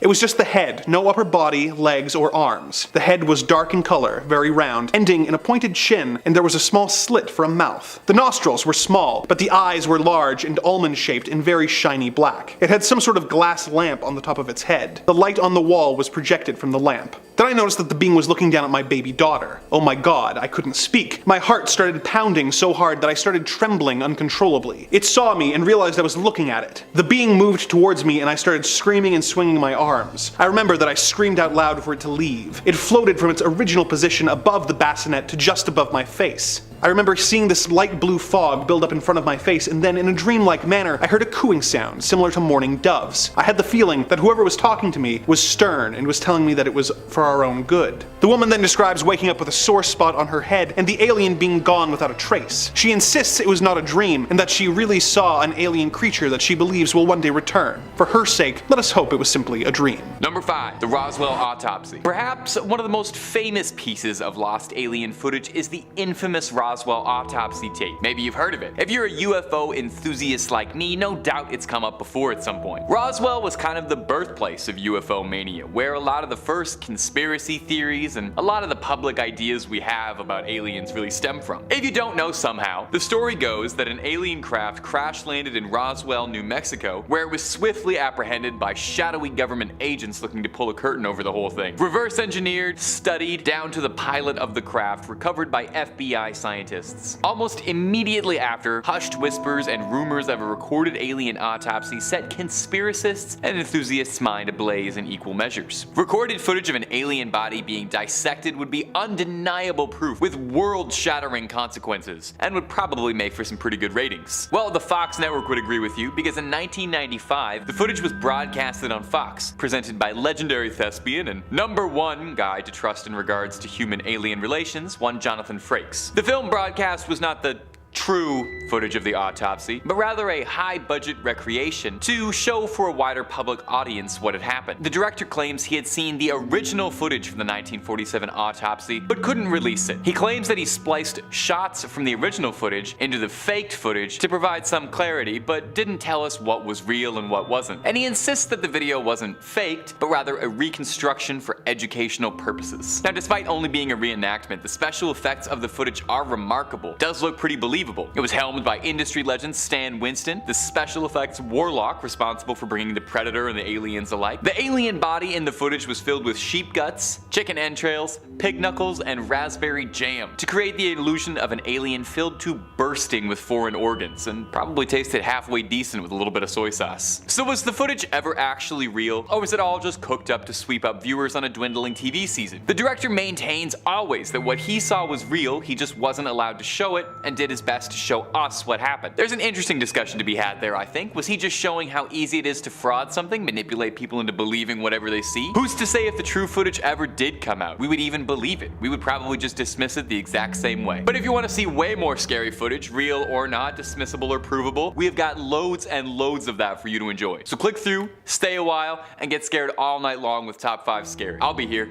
the whole night and in this building. Number 4, Edgar Mitchell. The thing about most alien sightings is that they don't always come from the most reputable of sources. You know, it's usually a random internet post, maybe a blurry shot from an iPhone kind of thing, posted on Reddit with a caption like, "What is this?" Or, you know, it's somebody who was walking home late at night and saw some lights in the sky and didn't know it was a plane. And while I think we should respect the voice of the people and the common man, it'd be nice if we got someone with a little bit of clout to their name. Well, luckily we've got more than a few astronauts who've seen bizarre things up there and are willing to share their stories. Edgar Mitchell is one such man. He stood on the face of the moon before, he helped save the Apollo 14 mission from becoming a disaster, he's the 6th man to ever walk on the moon, and he is a lifelong defender and believer in aliens and UFOs. Mitchell claims that he's seen things that prove existence of life outside the planet. First and foremost, he is a firm believer of the Roswell conspiracy, and he insists that all those stories are true and that the military has been hiding the truth behind what happened at Roswell for decades, adding on to say that it was buried,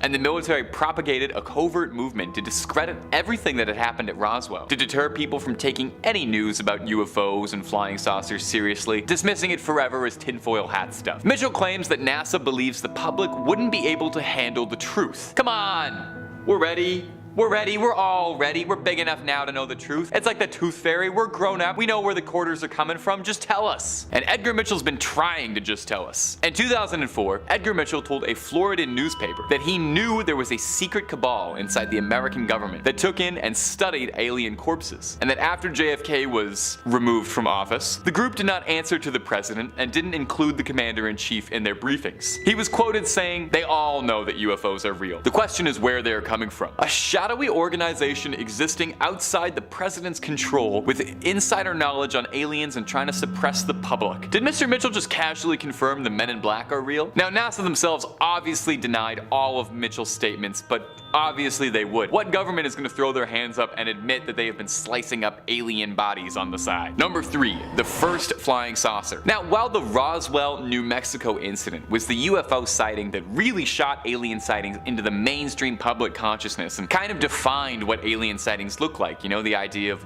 little gray or green men and flying saucers, it was obviously far from the first alien sighting ever recorded, just kind of the most popular. But not even a few weeks earlier, there was actually another famous sighting, and one that's thought to be the progenitor for sightings of UFOs being thought of as flying saucers. Kenneth Arnold was an American aviator. Unlike most UFO sightings, Kenneth never changed his story once, never made any kind of surrealist, outrageous claims, and stuck to the same story for the rest of his life. He saw weird saucers in the air he couldn't explain.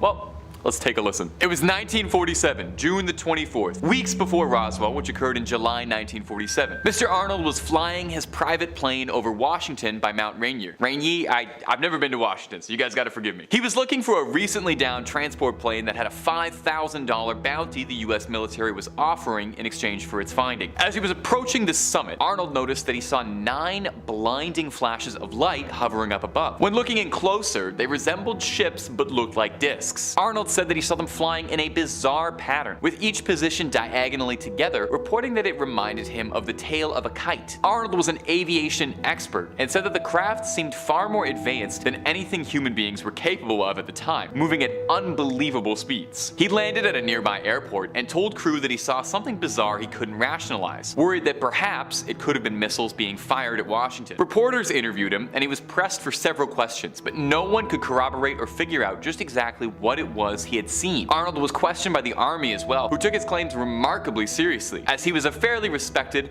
and reputable man, and there wasn't really the same culture surrounding aliens and UFOs, and as such, his claim was met with genuine worry. No one ever figured it out, but the story of them being saucers, combined with the saucers seen in New Mexico, led to the public perception of UFOs picturing them as saucers for the better part of 60 years, pretty much to this day. Number 2, the Travis Walton abduction. Now, abduction stories can sometimes be a little much to believe, even for those with the most open minds who want to believe. You know, they all seem kind of the same. It's somebody you maybe can't trust driving home late at night, saw something strange, they woke up in a blinding light room and they got poked and prodded by little gray men. Well, Travis Walton's story is not dissimilar to that. It's pretty out there even by abduction standards, but it's too juicy to pass up, so pop open those ears. In 1975, Travis Walton was working as a logger and was facing a fairly routine day, 6 other loggers and him driving around in the forest, when they saw something incredibly bright shining at them through the treetops. One of the men claimed it looked like a flattened disc, a saucer of sorts even. Walton stepped out of the bed of the truck to investigate and was struck by some invisible force that knocked him backwards. The rest of the crew panicked and drove away. Huge faux pas, I'll say, leaving leaving your coworker behind after being struck by an alien, but okay, you think you know somebody. When the crew returned, Walton had vanished. Walton awoke and had thought that he'd been taken to a hospital because he'd found himself in a blindingly bright room and could hear people moving around him. But it wasn't until he got a good look at his doctors that he knew something was amiss. 3 feet tall, with brown, quarter-sized pupils, with marshmallow-like skin. Walton freaked out, obviously, as one would probably do, and was swiftly restrained by his captors. He tried to fight them off, but was greeted by a tall creature he said resembled a humanoid, but was masked by an intimidating helmet, a kind of Darth Vader looking thing. The masked creature took Walton and escorted him back into the operating room and put a translucent mask over his face. And Walton drifted out of consciousness again, unsure if anything was real. The next thing he remembers is walking alongside a highway as if nothing had ever happened. He eventually finds his way to a phone and called his brother-in-law, who panically asked what had happened. It turned out that Walton had been gone for 5 days, and he was untraceable. Search parties had formed looking for him, sent dogs and choppers tracked him from the woods, but no one could find any sign of him, as if he'd blinked out of existence and then blinked right back. Travis swore what happened to him was real, a real abduction, and he's maintained that story ever since that fateful week in 1975. Now, if you think this story is fascinating and you're upset that nobody recorded any of it and there wasn't any footage of what Travis described, well, the tragic news is, yeah, it doesn't exist. You can, however, watch a 90s sci-fi movie that is directly based off Travis's case called Fire in the Sky. I've never seen it, but I'm sure it's on Amazon Prime or something. It's got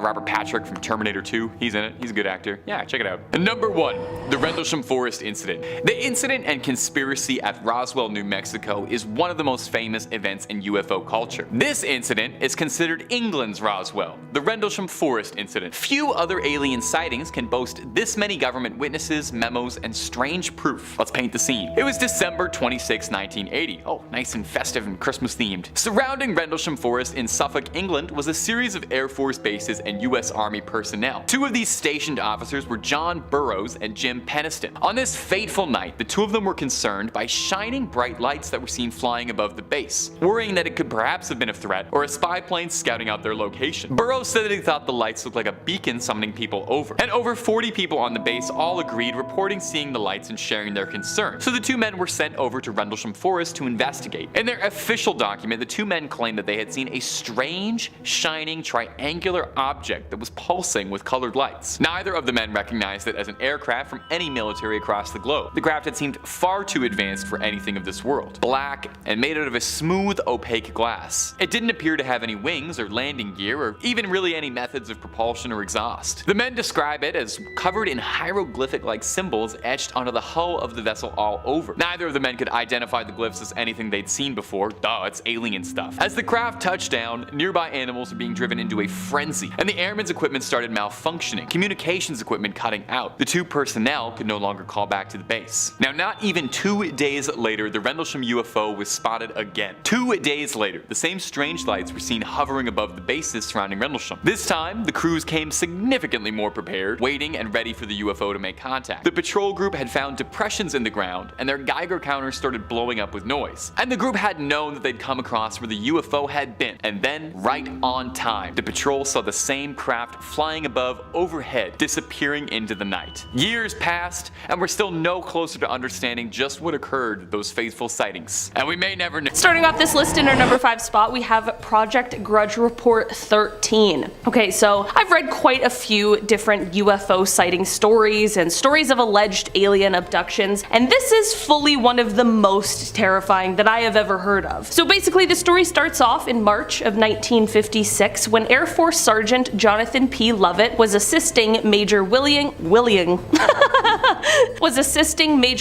Cunningham in the White Sands Missile Testing Grounds near Holloman Air Force Base in New Mexico. The pair were out searching for debris from a recent rocket test when Major Cunningham heard a loud scream. His first thought was that Sergeant Lovett had been bitten by a snake, so he went around to help aid his partner when he allegedly saw something he never expected. He recounted seeing the sergeant being dragged away by some sort of long serpentine arm that had wrapped around his legs. Whatever this creature was, it was connected to a hovering silver disc that was in the air about 15 feet away. The major stood there in horror as he watched this creature and the sergeant retreat into the craft, which then rose vertically into the sky. Of course, he radioed for help, and while he was taken to the hospital for observation, search teams were sent out immediately. It wouldn't happen until 3 days later that they would find the body of Sergeant Lovett, only 10 miles from the site where he was said to have disappeared from. The autopsy performed on him later also only raised more questions than answers, as his body was severely harmed. So of course there was an investigation that happened, and many people claim this investigation was detailed in a 600-page document labeled Project Grudge Report 13. But the problem with this is that no official information on Report 13 exists, and the US government denies its very existence. Though Grudge Reports 1 through 12 have been declassified, along with Report 14, no official mention or accounting of Report 13 exists, and the story solely relies on secondhand accounts of the horrible incident. In our number 4 spot today, we have the cigar-shaped UFO. Okay, so let's set the stage. It's 2:45 a.m. on July 24th, 1948, and there are 20 passengers aboard a twin-engine propeller plane that is at 5,000 feet, being flown from Houston to Atlanta by pilot Clarence S. Childs and co-pilot John B. Whitted. Out of the 20 passengers on board, 19 of them are asleep at these early morning hours, and everything seems to be going as per usual until it wasn't. The 2 pilots and the 1 passenger who was awake all witnessed the same thing about 20 miles southeast of Montgomery, Alabama. About a week after the incident, the pilot explained what he had seen by saying, quote, "It was clear there were no wings present, that it was powered by some jet or other type of power shooting flame from the rear some 50 feet. There were 2 rows of windows which indicated an upper and a lower deck, and from inside these windows a very bright light was glowing. Underneath the ship there was a blue glow of light. By his estimates, he watched the UFO for about 10 seconds before it completely vanished." The co-pilot gave a similar explanation and also added, quote, "The object was cigar-shaped and seemed to be about 100 feet in length. The fuselage appeared to be about 3 times the circumference of a B-29 fuselage. It had 2 rows of windows, an upper and a lower. The windows were very large and seemed square. They were white with light, which seemed to be caused by some type of combustion. I asked Captain Childs what we had just seen, and he said that he didn't know." Well, this is obviously all very strange and peculiar. What has driven UFO enthusiasts even more is the fact that this strange sighting was of course later investigated by the US government, but the results of that investigation have allegedly been mostly destroyed. Does that mean that they found something they aren't willing to share yet? Some believe that perhaps the pilots and the passenger witnessed a secret Soviet spy craft, while others believe it was definitely something of the extraterrestrial variety. In our number 3 spot today, we have the Lubbock incident. On August 25th, 1951 in Lubbock, Texas, a group of scientists from the Texas Technical College were all hanging out in the backyard of geology professor Dr. W.I. Robinson. They were all just chilling, enjoying each other's company, until around 9:20 p.m. when they saw something very strange. It was a V-shaped formation of 15 to 30 bluish-green lights passing overhead. They were completely confused over what it could be, but figured that the lights would likely reappear, which they did. About an hour later, the lights reappeared, and at this point, all of these scientists knew that they had witnessed something exceptionally interesting, but what was it? The scientists weren't the only ones to witness the lights either. About 350 miles away in Albuquerque, New Mexico, an employee of the Atomic Energy Commission's top secret Sandia Corporation, who had a high-level Q security clearance, had been sitting outside with his wife, quote, gazing at the night sky, commenting on how beautiful it was, when both of them were startled at the sight of a huge airplane flying swiftly and silently over their home. On the aft edge of the wings, there were 6 to 8 pairs of soft, glowing bluish lights. There were more sightings as well, all reporting a similar thing. The group of scientists began investigating, tracking the lights, which they witnessed 12 more times. They measured the angle of the lights, they tracked the speed, and they attempted, unsuccessfully, to try and measure the UFO's altitude. Here's the deal with this though. The government did end up investigating, but the official explanation for these lights is the most cryptic message I've ever seen. It read, quote, "I thought that the professor professor's lights might have been some kind of birds reflecting the light from mercury vapor streetlights, but I was wrong. They weren't birds. They weren't refracted light, but they weren't spaceships. The lights that the professors saw have been positively identified as a very commonplace and easily explainable natural phenomena. I can't divulge exactly the way the answer was found because it is an interesting story of how a scientist set up complete instrumentation to track down the lights. Telling the story would lead to his identity, and in exchange for his story, I promised the man complete anonymity. Despite people claiming that the mystery has been solved, by this explanation, people are left with a lot more questions than answers. In our number 2 spot today, we have the Shag Harbor incident. This UFO encounter is often referred to as Canada's Roswell, so I was shocked that I hadn't heard of it before. Basically, this incident took place on October 4th, 1967, when an unknown object crashed into the water near Shag Harbor, which is a tiny town in Nova Scotia. There were at least 11 people who witnessed this object as it crashed, and many people claimed to have heard a whistling sound followed by a loud bang when the crash took place. The witnesses that claimed to have seen the UFO were all doing a bunch of different things at the time. One couple was just sitting on their porch, but the 2 witnesses that really get me are a flight pilot and a ship captain. On Air Canada Flight 305, First Officer Robert Ralph pointed out to Captain Pierre Charbonneau that there was something strange at the left side of the aircraft. They reported an object tracking along on a parallel course a few miles away and described it as a brilliantly lit rectangular object with a string of smaller lights trailing the object. Shortly after they first noticed it, there was a large but silent explosion near the unknown object, and then 2 minutes later there was a second explosion, but this one faded to a blue cloud. As for the ship captain, Captain Leo Howard Mercy, he saw 4 blips on his Decca radar that were totally stationary. This led to him looking up to the sky, and that is when he saw 4 bright objects sitting in a rectangular formation about 28 kilometers from the vessel's window. He wasn't the only one who saw it on board. The entire crew of nearly 20 fishermen stood on deck and watched. A man named Laurie Wickens was another one of the witnesses, and he and some of his friends ended up calling the RCMP, the Royal Canadian Mounted Police, because they saw a huge object floating in the Atlantic Ocean about 1,000 feet off of the shore. This is all super weird, and not only the RCMP, but also the Royal Canadian Navy and the Royal Canadian Air Force became involved in investigation, but nothing was ever recovered or found. But it was also revealed that all commercial, private, and military aircrafts along the eastern seaboard were accounted for, so what could have all these witnesses seen? Since they have never officially identified what it was in the official Government of Canada documents, it is listed as a UFO. And finally, in our number 1 spot today, we have the Westall incident. Taking it back to 1966, we have the largest mass UFO sighting in Australia that at the time was largely ignored. This incident took place when over 300 students and staff members of a school in Melbourne all witnessed multiple UFOs silently flying through the air before they landed in a nearby field. Well, there's been a ton of speculation about this incident in the many years it's been. One witness account stands out among the rest, and that is the account made by the science teacher from the school, Andrew Greenwood. He was alerted to the UFO event by a hysterical student, and when he went outside to see for himself, everything changed. Previously a skeptic of UFO stories, Andrew's mind was abruptly changed when he saw, as he described it, a round silver object about the size of a car with a metal rod sticking up in the air. He went on to explain that suddenly 5 planes came and surrounded the object, all while more people were gathering to watch. He called what happened next the most amazing flying he has ever seen, explaining that, quote, every time they got too close to the object it would slowly accelerate, then rapidly accelerate, and then move away from them and stop. Then they would take off after it again, and the same thing would happen. This went on for about 20 minutes before the mysterious object just vanished. As weird as this all was, what was almost weirder was what happened next. Firstly, the headmaster of the school is said to have tried to put a stop to anyone talking about the incident at all, threatening severe punishment to any student or staff who was caught speaking about it, and when the Royal Australian Air Force contacted him,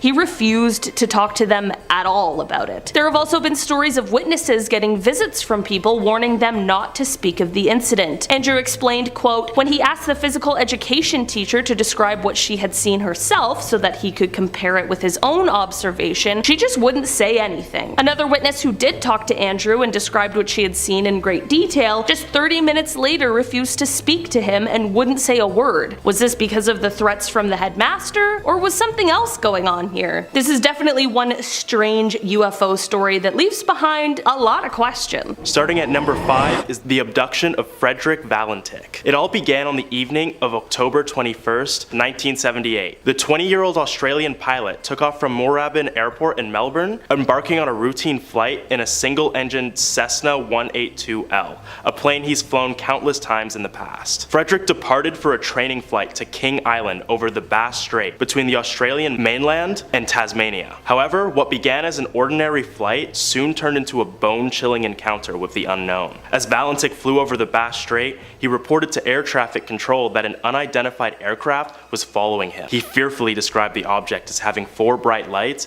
and flying at unfathomable speeds. Air traffic control attempted to identify the mysterious craft, but could find no evidence of any other aircraft in the vicinity. The situation took a grim turn when Valentik's communication became increasingly distressed, and he reported that the unidentified craft was orbiting him from above. He described the UFO's appearance as metallic and shiny, and praised its maneuverability. It was then that his communications would abruptly cut, with the last thing heard from him being, "It's not an aircraft." Just before the communications were cut off, a loud metallic scraping was heard from Frederick's radio. Neither him nor his aircraft were ever seen again. Speculation around Valentik's disappearance quickly spread, with theories ranging from mundane explanations such as pilot error, mechanical failure, or deliberate disappearance, to the more sensational ones involving extraterrestrial encounters. Based on the information we have, all signs point to Frederick being abducted by some sort of malevolent aliens. The reported scraping noise heard before his communications were cut, likely the sounds of the pilot's aircraft being stuffed into a UFO. The true fate of Frederick Valentik remains a mystery, but the Australian government has assumed him dead after spending many long hours searching for the missing pilot. Where do you think he might be?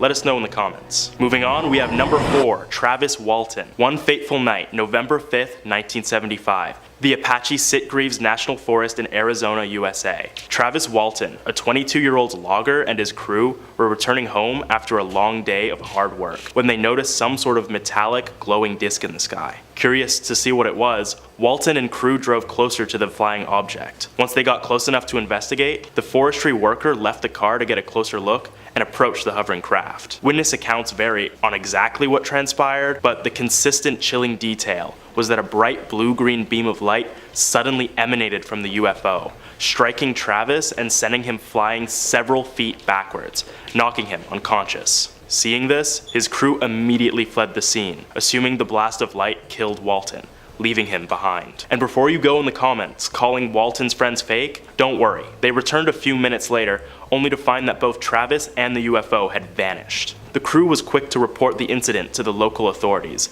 and a massive search operation was launched to find Travis Walton. No matter how hard anyone looked, nobody could find him. That was until 5 days later. Travis would reappear, disoriented and confused, in Heber, Arizona, nearly 30 miles away from the original abduction site. But the story he had to tell of the intervening days is the truly chilling part of this tale. According to Travis, after being struck by the beam of light, he awoke aboard an alien spacecraft. He described encountering beings he could only describe as humanoid, but with large bald heads and enormous black wraparound eyes. He reported undergoing a grueling medical examinations and being surrounded by strange technology aboard the craft. During his captivity, Travis experienced some form of telepathic communication with the beings, claiming that they conveyed a sense of curiosity and concern, as if they were studying him. Despite all of this, Travis said that he never felt physically harmed by the entities. After what seemed like mere hours to Travis, he found himself back on Earth, disoriented and unsure of where he was and unaware of how much time had elapsed. Travis Walton's encounter with aliens remains one of the most infamous abduction stories of all time, and has certainly earned its place on this list. Oh, next up at number 3 is the many abductions of Russ Kellett. And yes, that's right,